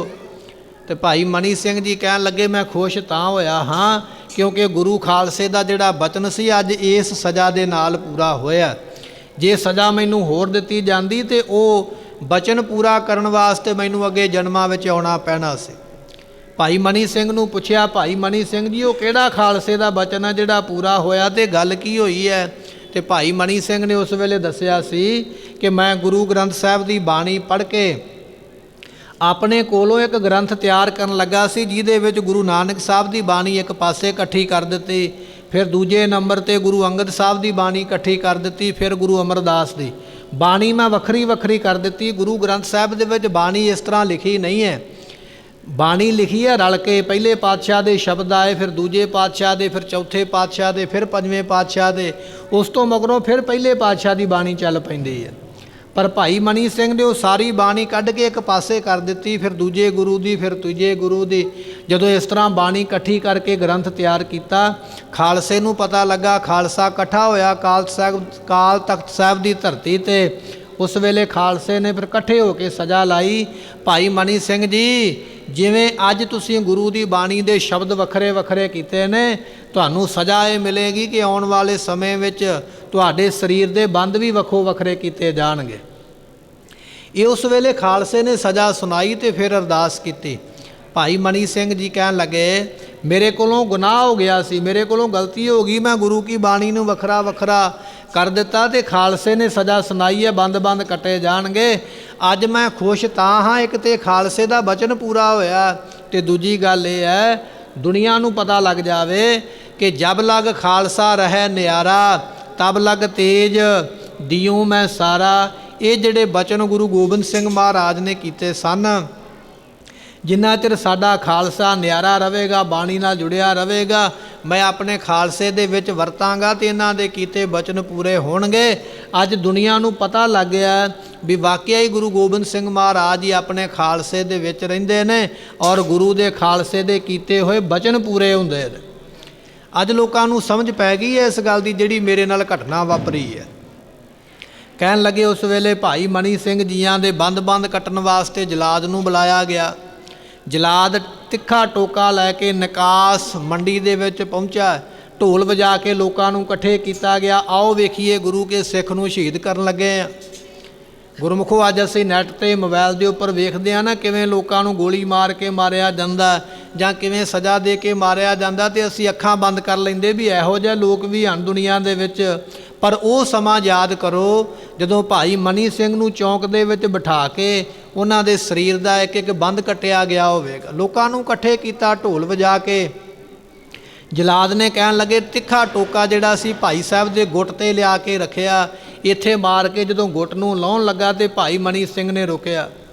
कहन लगा भाई तेरे मालक दा तैनूं हुक्म है बंद बंद कटना है ते तूं ते शरीर दे उंगलां दे बंद छड्ड ही दिते, उंगलां दे पोटियां दे बंद छड्ड दिते, सीधा मेरे गुट नूं वड्ढण लगा है। अपने मालक दी हुक्म अदूली नहीं करीदी है, हुक्म मन्नीदा। इस करके बंद जिहड़ा उंगल तो शुरू हुंदा ते मेरी उंगल नूं पहिलां कट। जदों ये बचन भाई मनी सिंह दे मुखों निकलिया तो जलाद उस वेले कंब गया भी ऐसा भी सिख हो सकदा जिहड़ा अपने शरीर नूं वड्ढण बारे आप दसदा पिया। टोका उत्थे छड्डिया ते भज गया। मैं नहीं इहो जिहा दरवेश नूं मार सकदा। दूजे जलाद दा प्रबंध किया गया। भाई मनी सिंह जियां ने दस के अपने शरीर दे कल्ले कल्ले बंद नूं कटवाया। अपने मुख तो श्री सुखमनी साहब का पाठ शुरू किया। बाणी आपां पढ़दे हां, बाणी विच बड़ी ताकत है। सुखमनी साहब का पाठ शुरू किया है, बंद बंद कटिया जा रहा है। भाई साहब जी पढ़ते पै प्रभ कै सिमरन रिद्ध सिद्ध नाओ निध, प्रभ कै सिमरन ज्ञान ध्यान तत बुद्ध, प्रभ कै सिमरन जपता पूजा, प्रभ कै सिमरन बिनसै दूजा, प्रभ कै सिमरन तीर्थ स्नानी, प्रभ कै सिमरन दरगह मानी। बचन पढ़ते पै गुरमुखो शहीदी हुंदी पई है। बाबा जियां दे शरीर दे टुकड़े जिहड़े सन टोकरियां विच पाए जा रहे। पाउंदियां पाउंदियां टोकरे भर गए अते सुखमनी साहब का पाठ चलदियां चलदियां उस वेले पहुँच गया ब्रह्म ज्ञानी वाली अष्टपदी ते। ब्रह्म ज्ञानी वाली अष्टपदी पढ़ते पे सारे शरीर के टोटे करके बंद करके टोकरियां विच रख दिते। शरीर का वजूद ही खत्म हो गया, केवल टोकरे भरे हुए ने। पर उहदे विचों भी सुखमनी साहब के पाठ की आवाज़ इस तरह आउंदी है जिवें दरबार दे विच बैठ के बहुत सारियां संगतां इकट्ठियां हो के पाठ करन ते बहुतियां आवाज़ां आउंदियां ने।